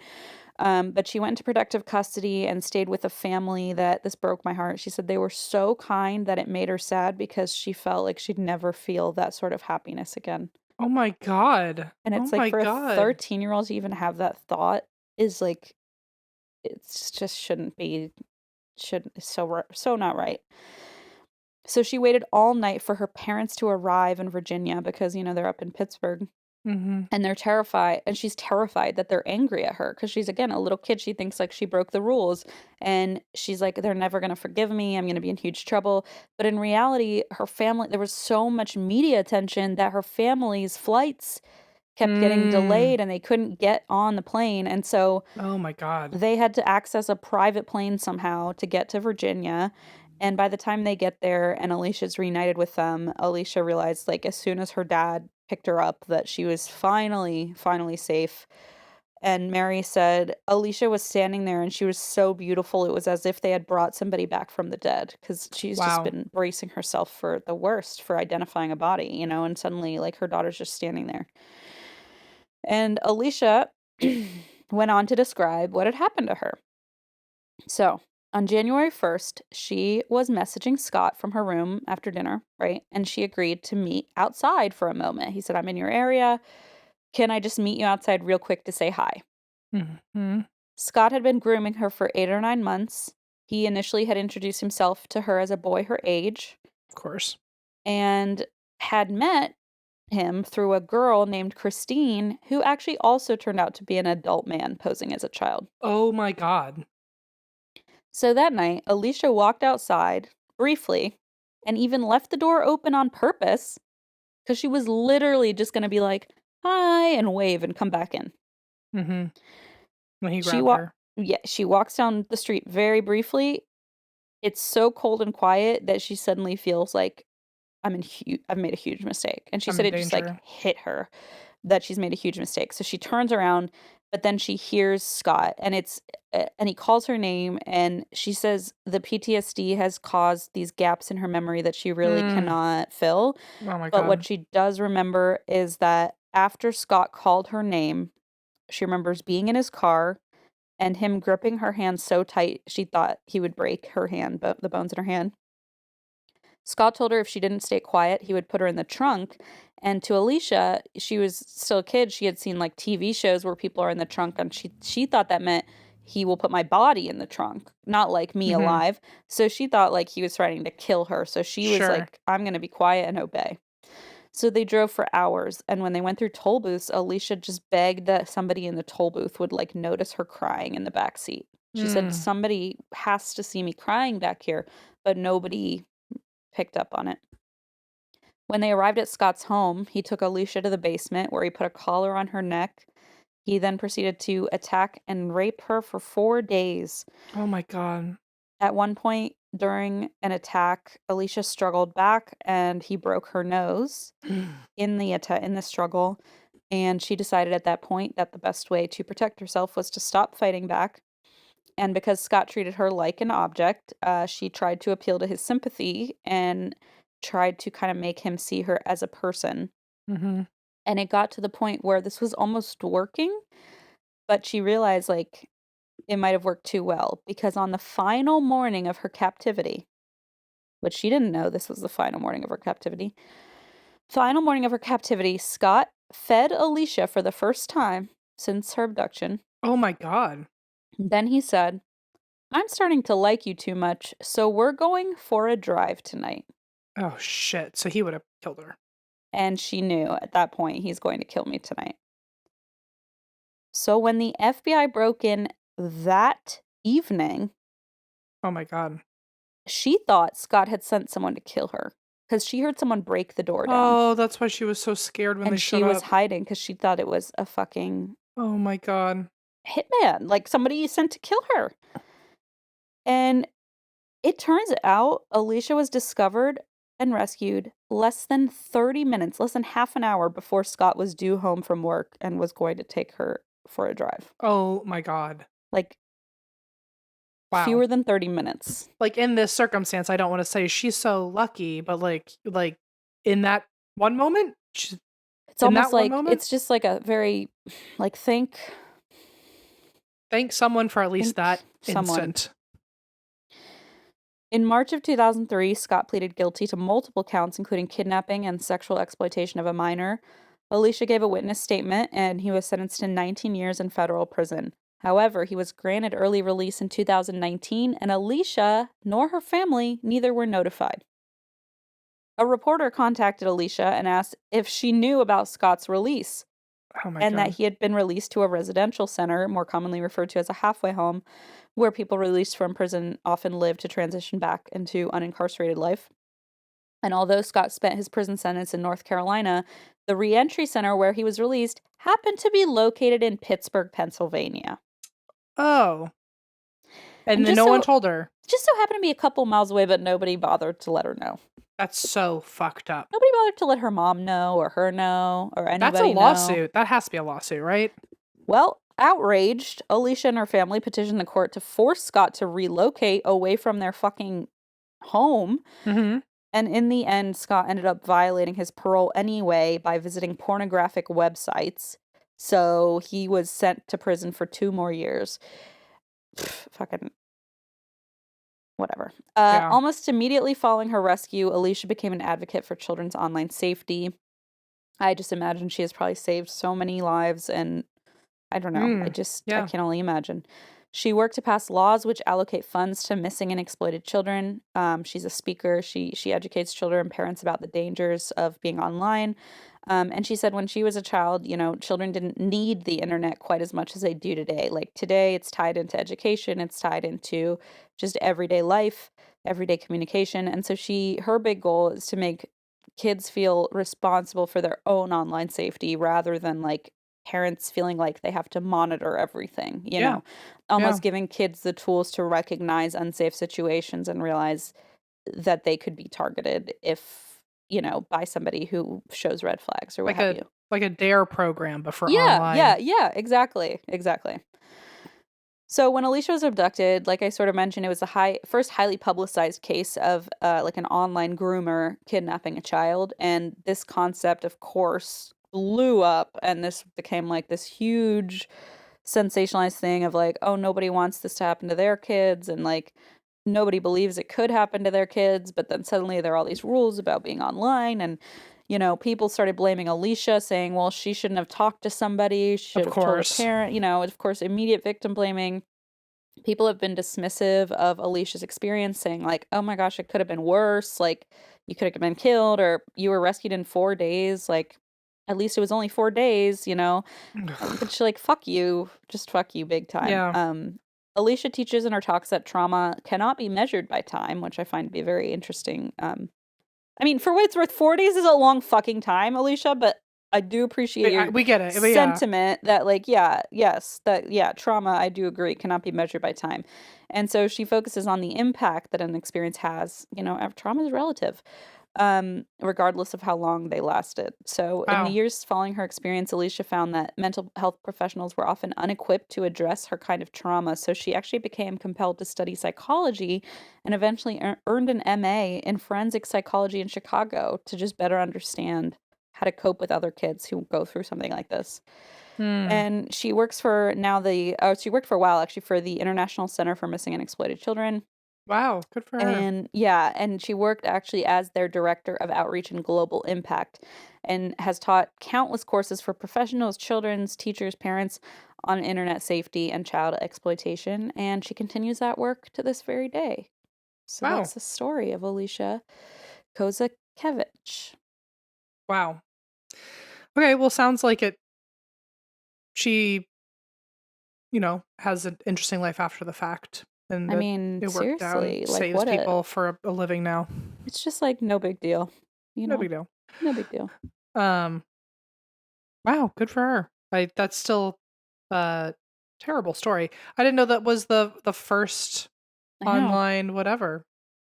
I remember the vague like new, tabloid covers or magazine covers that were like the dangers of whatever, kids abducted in plain sight. But I'm sure I certainly was not reading that as a kid. So yeah, I wasn't either. But one of my like quote comfort shows, whatever, is oh, I know, to catch a predator. But they some of the earlier segments they did, they even interviewed children in it and said like how what have people said to you online, blah blah blah, and the kids are like saying it like in front of their parents, and the parents are like, they said that to you? Like the parents are just so clueless as to like what's out there. And so there's